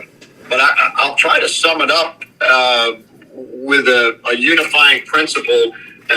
My background is I had my degree in economics, and I have an MBA, and I look at things from a manager's mindset, and I would much rather manage growth than to try to manage, losing, whether it's members or whether you're managing an economy or you're managing a store. I want to manage growth. I want things to grow, and we will deal with them. So from that standpoint, 22-23, we're going to have the most members we've ever had. 14 schools with Queens University of Charlotte coming in, 14 members. So that's a record. We're going to have more sports than we've ever had because we have football. We got a football trophy to hand out. We have men's lacrosse. We're going to be looking at, and this is the first time this is going to be out in the public, so you're breaking news here. We are looking at women's swimming, and that may be something that we bring under the ASUN umbrella or a partnership umbrella, rather than do it under the CCSA that we do right now. So we're going to have a record number of schools. We're going to have a record number of sports. And then we're also going to have a record number of affiliates because we built a swimming league. We built a beach volleyball league. We built a men's lacrosse league that, like, for instance, our men's lacrosse, we're going to have 10. Only 3 of them are full-time ASUN members, Queens, Jacksonville, and Bellarmine. But we're going to have 10. And we offer that because that's part of what we do. If there's another opportunity in the postseason, if there's another opportunity for Player of the Week, if there's another opportunity to get all academic honors and, call home and tell your mom and dad you're an all academic honoree, then why wouldn't we do it? So we do it. We think that growing is a really good way to build options and relationships. And so, yes, we are setting a record, and growth has been something we're never scared of. And we will tell you, the ASUN, we want to be growing, but we want to be innovative. We want to be adaptive, and we want to continue to look for new and different ways to do things that will build that growth and those partnerships. So we think we're doing okay, and we're going to keep at it.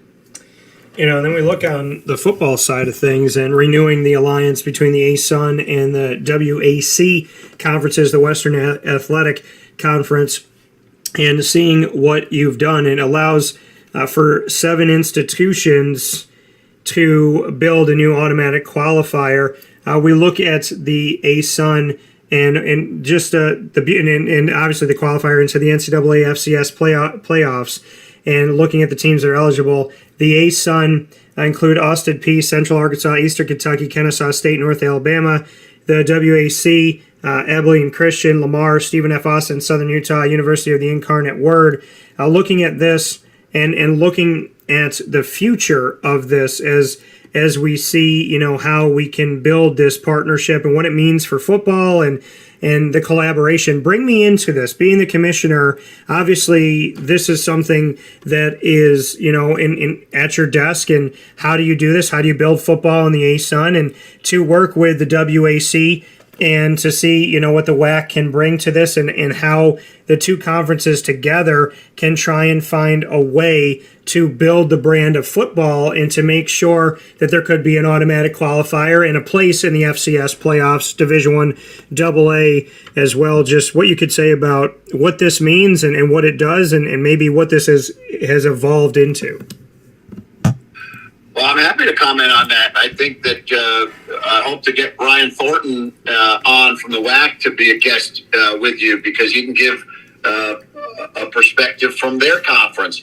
But I tell you, we built a new AQ last year in that WAC ASUN partnership, and building something new. As I said, we like to build, we like to grow.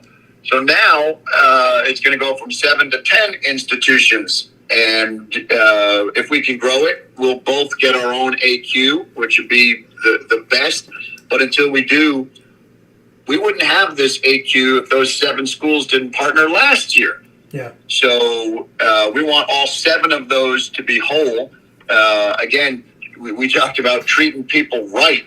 It's the right thing to do to build. It would be the wrong thing to say, hey, now that we have it, we're going to keep it and you guys can't have it.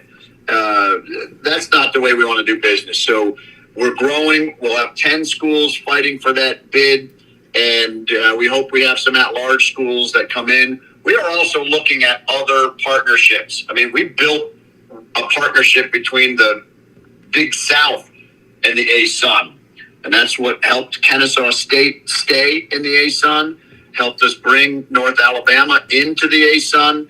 And that was a valuable partnership that did both sides very well. And we talked to the Big South. We talked to the OVC. We made some headway, but we couldn't get all the way to the end zone. But with the WAC, we already had the partnership. We had the like-minded institutions. They want to win. They want to be the best. We want to be the best. And so that's where that partnership came from, and now we're going to stay partners. If we both get an AQ, that's great, and we're still going to stay partners to build what we consider to be the best environment for these young people to play football and to advance to playoff games. And if the FCS championship changes, and we may be intentionally influencing that in the coming year, that we always want to maintain the best opportunities for participation, a great experience, a chance to be successful, and all of that. So we're happy where we are, and we got our sights set on a brighter day, always looking ahead. Yeah, that coming here from the ASUN commissioner here on Wake Up Call with Dan Tortora inside the Cafe Kubal studios with Ted Gumbart here on Wake Up Call. You had mentioned, too, when we talk about realignment and what you do and having Liberty moving out of the conference and having Jacksonville State moving out of the conference. And you mentioned Queen's University of Charlotte and just, what this looks like overall for you as we take a look at the conference itself. There's a lot of affiliate members, but when we look at the grand scheme of things and your full-time members, how would you describe what it looks like now and how the ASUN has tackled realignment? Well, hey, that's a great question. And I will tell you that there is a coach level, a faculty level, an AD level, a president's level, a commissioner's level. We all answer to various and diverse boards or bosses. And if you, number one, understand, we have to find common value, that we do things together. And when you look at it from an institutional perspective, and the CEOs that have to run those institutions, they want their athletic programs to win. And so it is a factor. It's like, hey, you're going to be 10, or you're going to be 12, or you're going to be 14.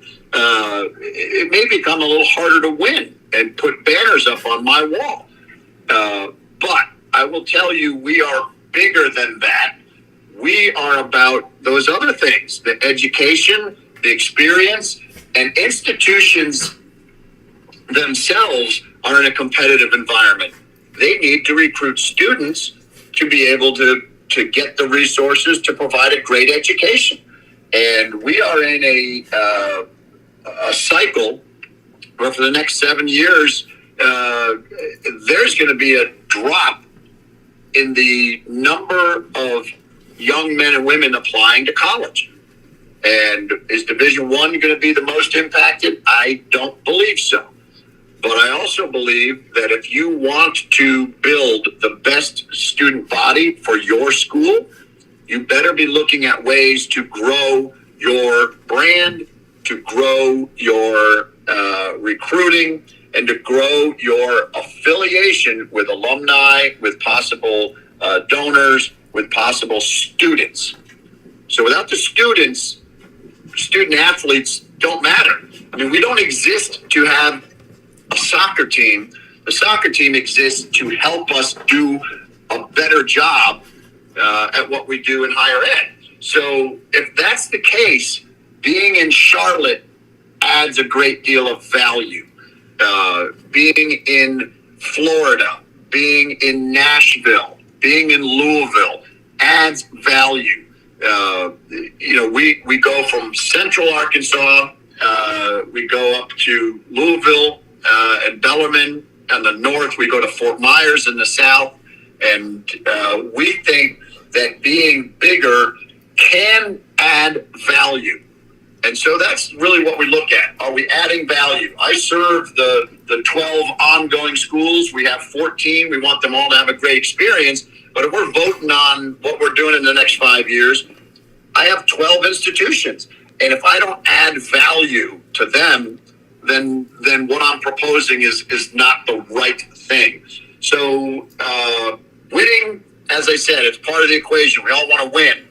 But there's a reason that we compete in the marketplace of higher ed, not just on the soccer or volleyball courts. So I think we're doing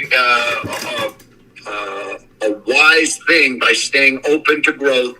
And again, I lead, but the presidents make the decisions. And right now, we've just got a great set of presidents. It's a pleasure to work with them.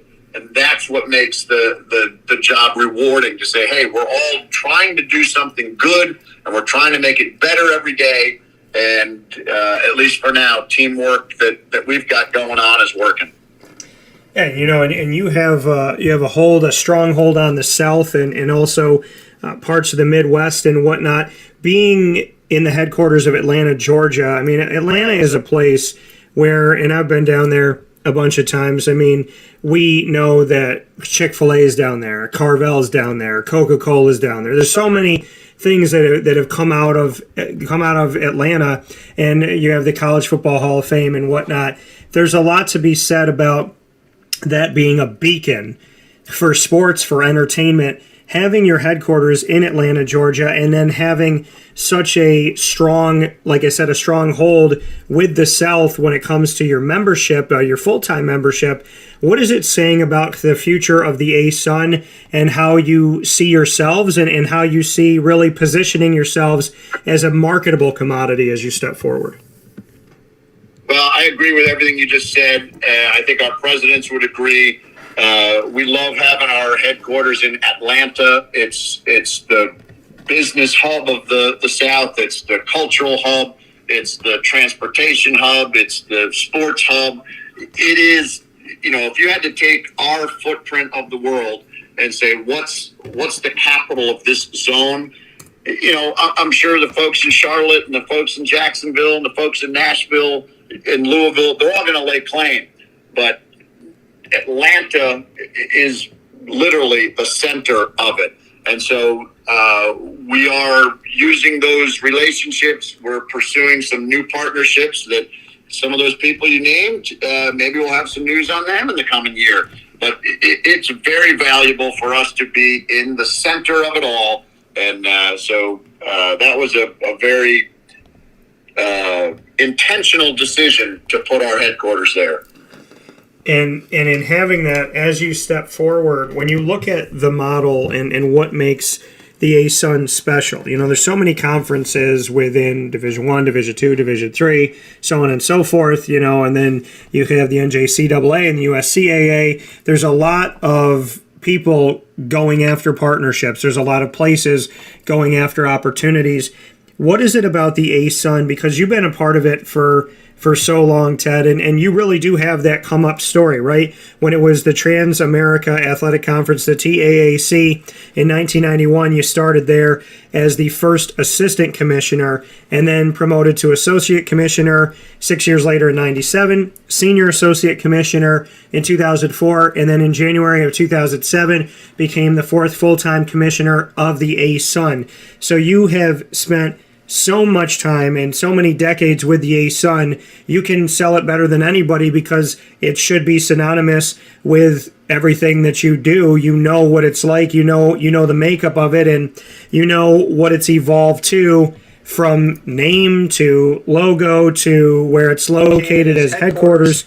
So how do you sell the ASUN? What do you think about the ASUN makes it unique and makes it special in a world where so many conferences are looking to grab the spotlight? What is it about the ASUN that you think is deserving of the spotlight? Well, I'm always willing to brag on our schools and our student athletes and the coaches that recruit them, train them, and keep them, and the faculty. It's a good opportunity, so I'm always willing to take it. That you have to stand for something. And for the ASUN, we want to be students first. That's our primary beam. And when we say it, we back it up. And if we don't, we'll get called out and proven to be insincere, lack of integrity, just not what we say we are. So we specifically said we're going to be students first. We're going to be focused on the best experience for our student athletes that we can possibly provide, and then we're going to get them graduated. And so if that's the goal, then you get the commitment of the presidents who are the true leaders of the conference. I have to be a manager, but I build options. They help evaluate and determine which way we go. And then once you get kind of in sync with each other, you have that level of confidence and trust that makes a good team. So we are a good team right now, and the next three beams in the ASUN: Rise, Connect, Impact. I think Rise, means we want to, we love to grow and get better every day. Connect, be as connected to your audience as you can possibly be. Share, be sincere, let them know. Because somebody told me once that if you're a really good program but nobody knows it, does it matter? And I'm like, well, yeah, it matters, but it's better if people know. And the last one about Rise, Connect, Impact means do something positive. Make an impact. Make a difference. Don't be a bystander. Be a player and make a difference. So if you live that, and it's not a 30-day program. For me, it's been a 30-year program. But if you live that and the students believe it, then they become your greatest recruiters. And so now our teams that have had a good experience in the ASUN become our greatest recruiters. And they say, yes, if you go to the ASUN, they do care about you.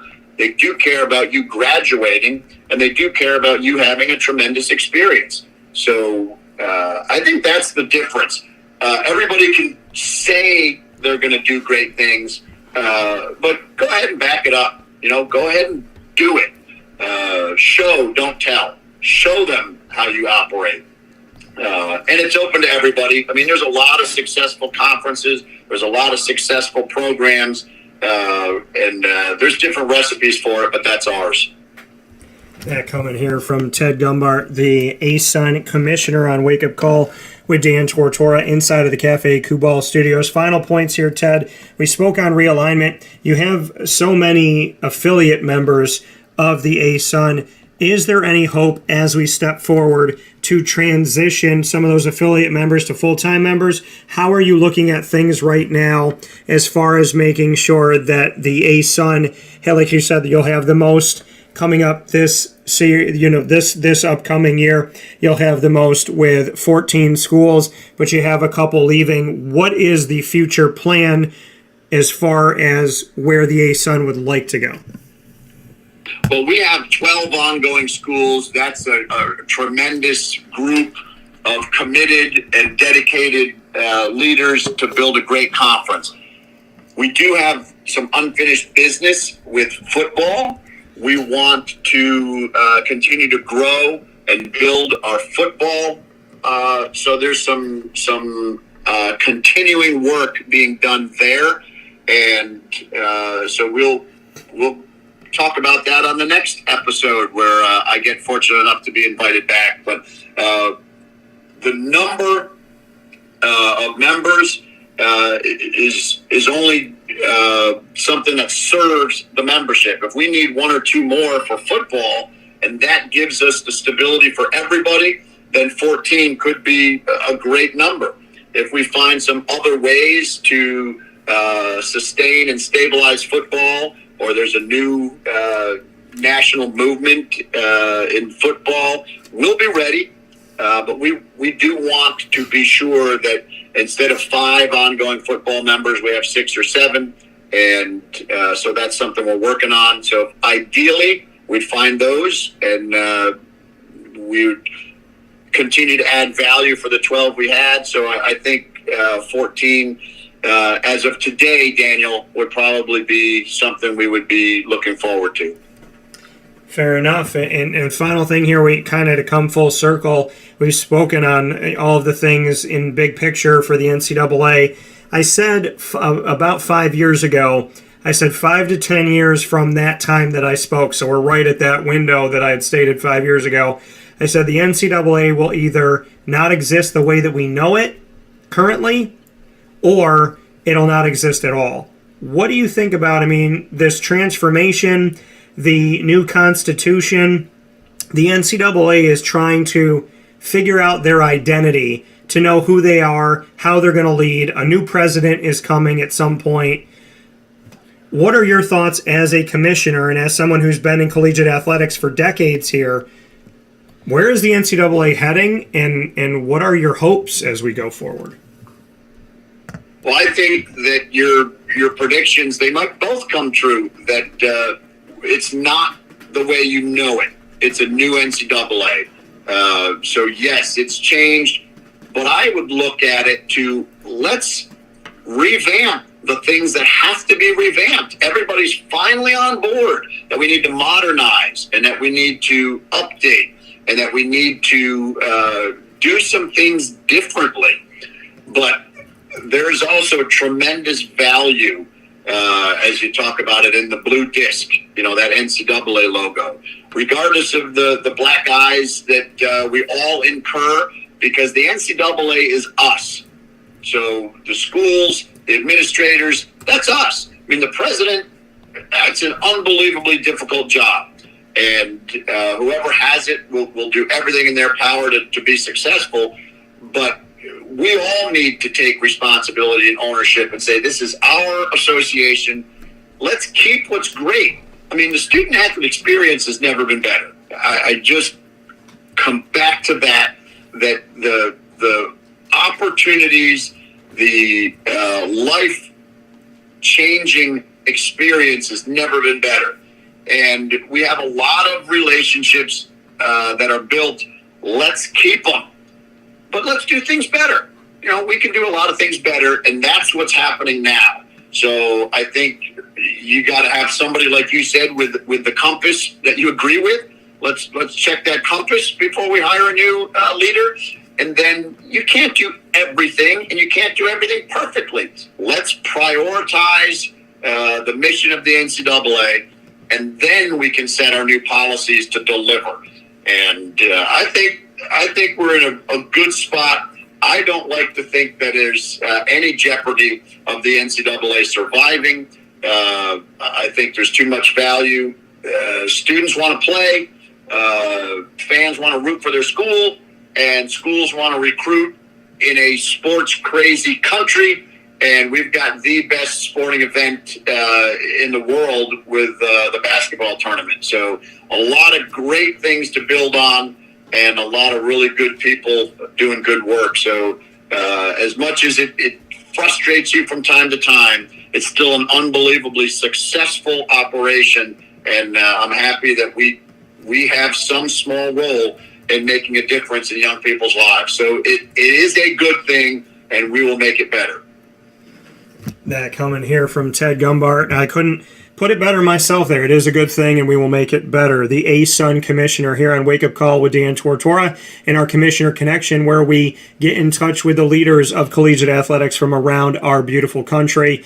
And we do it here on Wake Up Call inside of the Cafe Kubal studios. Ted, as always, I appreciate you for everything that you bring to the table. You're so open and honest about, again, how you lead and what you're thinking and what you're feeling about certain things and why you do what you do. And, you know, if you really want to know someone, you got to know their why. And I'm very, very appreciative of the fact that I feel like getting to know you over these airwaves and having other people get to know what you stand for, it really helps us to know the character of who you are and why you are choosing to do the things you're doing the way that you are. So I really appreciate the time, and I appreciate the time well spent. So thank you for that. Absolutely, my pleasure to be on. And if there's ever another time where we think we can do good work together, you want to be entertaining, and you got to bring some news. So we'll do the best we can there. And again, I appreciate you. Thank you.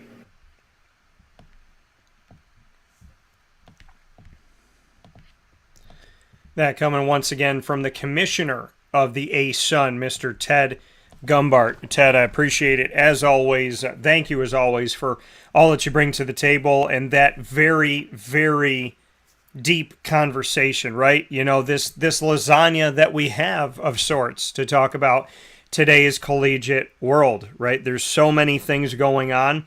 There's so many things to go through. And on top of everything that a commissioner typically has to do, you have your annual meetings around this time, and you're looking at what you want to be in deregulation and having more control to the conference. You know, essentially treating a conference like, my analogy has been, take conferences and treat them like they're a state in the United States, and then treat the NCAA like it's the national government, right? So you have the federal national government, and then you have the states' rights. And deregulation would give more to the state and less to the national government, so to speak, more to the conference and less to the NCAA. We look at NIL, we look at the transfer portal, we look at how, you know, if conferences have different rules and regulations and bylaws, how can they compete against each other? Can they compete against each other? Will they want to compete against each other? So a lot of questions come up from the questions that we posed, and Ted Gumbart is always a pleasure to have on the show. So thank you to Ted, and thank you so much to the ASUN and to the conference as well for making this opportunity possible. So, you know, I reach out to these conferences. They're the ones that reach back and help me to make this possible. It's an idea. Commissioner Central Series is an idea, and these conferences help me to bring it to life. So thank you to the commissioners, and also thank you to everybody that is working diligently to make sure that we can get these things done. Everybody behind the scenes that is helping me to set up these opportunities. So my thanks to all of you. My thanks to Ted Gumbart. My thanks to all the people of the ASUN and to the incredible staff that they have that helped me to set this up. To Papa Joe and our conversation with Major League Baseball and everything inside of MonPazPopcorn.com's What's Poppin'. We let you know the list of topics for each of our shows Monday through Friday from 9 a.m. to 11 a.m. Eastern Time. And when we let you know within the MonPazPopcorn.com's What's Poppin', giving you the list of topics for the day. So shout out to MonPazPopcorn.com. You can order anywhere in the country, including right down there in Atlanta, Georgia, the home of the ASUN, as well as around any of those communities that are within the ASUN. You can order from MonPazPopcorn.com all over the country. They'll deliver it to your doorstep. And, of course, you can also go to Ma and Paz Popcorn, Kettle Corn and Popcorn Factory on 201 Old 7th North Street in Liverpool, New York. So make sure you do that.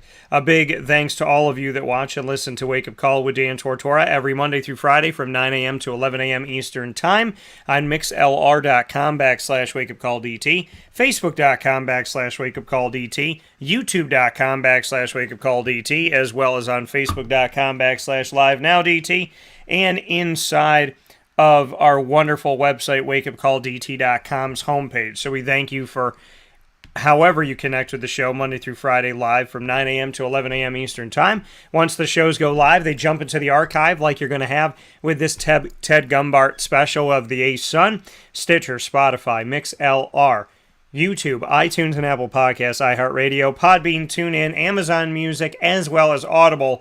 All you have to do to find us on any one of these outlets is search Wake Up Call with Dan Tortora, or one word, Wake Up Call DT. Proud thanks to all of our partners, Cafe Cubal, Carvel DeWitt, the Wildcat Sports Pub, Mon Paz, Kettle Corn and Popcorn Factory, Honda City of Liverpool, PB&J's Lunchbox, Canine Camp Dog Daycare, Avicoli's, as well as Canine Campground Dog Boarding, Pizza Man, Chick-fil-A Cicero, and Chick-fil-A Clay, and Mother's Cupboard.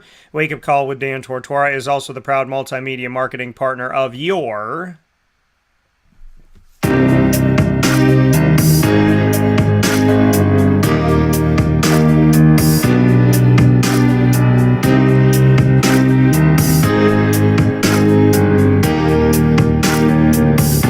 Lemoyne College Dolphins here on Wake Up Call with Dan Tortora, where sports meets that thing called life. A big shout out to the Dolphins of Lemoyne, and always happy to work with the Lemoyne College Dolphins. Big thanks. And so with that being said, I am honored and privileged to have the AD and DT specials with you, featuring Athletics Director of Lemoyne, Bob Beretta, and myself, Dan Tortora. And those are every first and third Wednesday of each month. Every second and fourth Wednesday of each month, we have the opportunity to bring you the Dolphin Dive, diving into the stories of student athletes, coaches, as well as future Dolphins and alumni and administration of Lemoyne College. You could find all of this by going to our Lemoyne tab on wakeupcalldt.com. You can also become a part of our YouTube channel by subscribing for free, youtube.com/wakeupcalldt. And for more information on your Dolphins, head to LemoyneDolphins.com.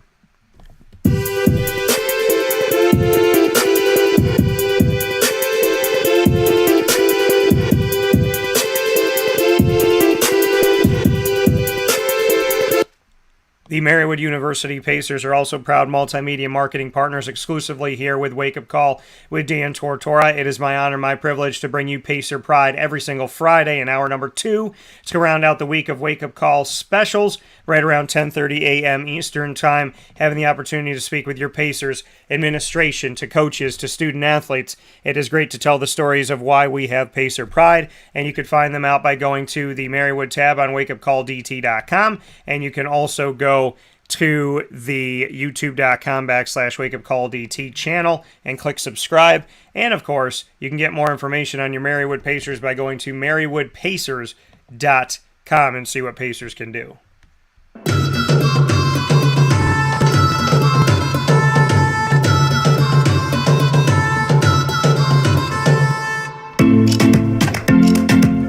The Bryan and Stratton College Bobcats of Syracuse, proud exclusive multimedia marketing partners with Wake Up Call with Dan Tortora and Dan Tortora Broadcast Media.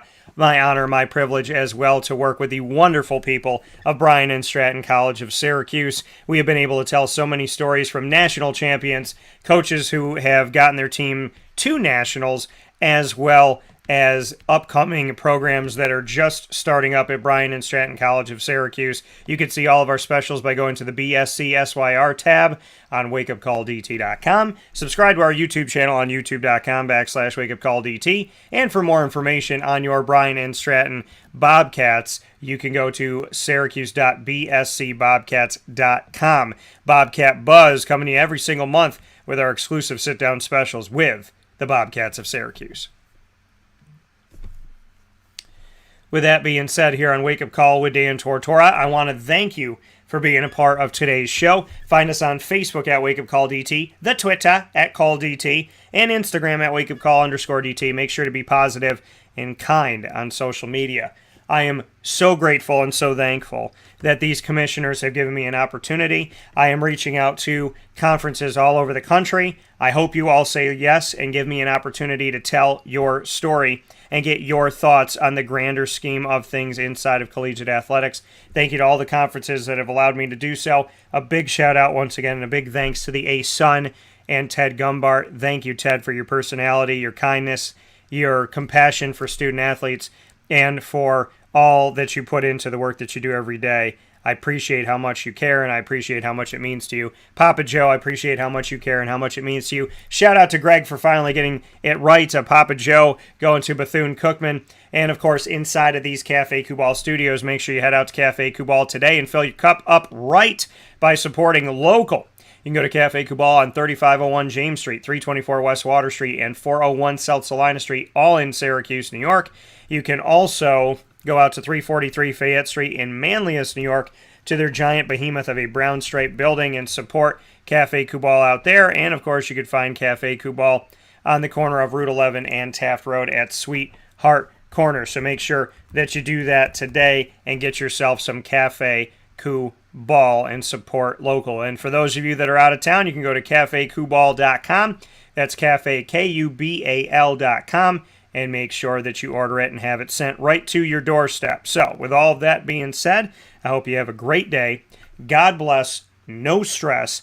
Do your best. I'll talk with you all soon, and I'll see you all tonight to support, appreciate, and spotlight Baldwinsville Bees Boys Lacrosse Championship Team at Pizza Man in Beeville tonight. Pizza Man Pub, 50 Oswego Street, Baldwinsville, tonight, June 2nd, 6 p.m. We'll see you there, and we'll see you on Facebook.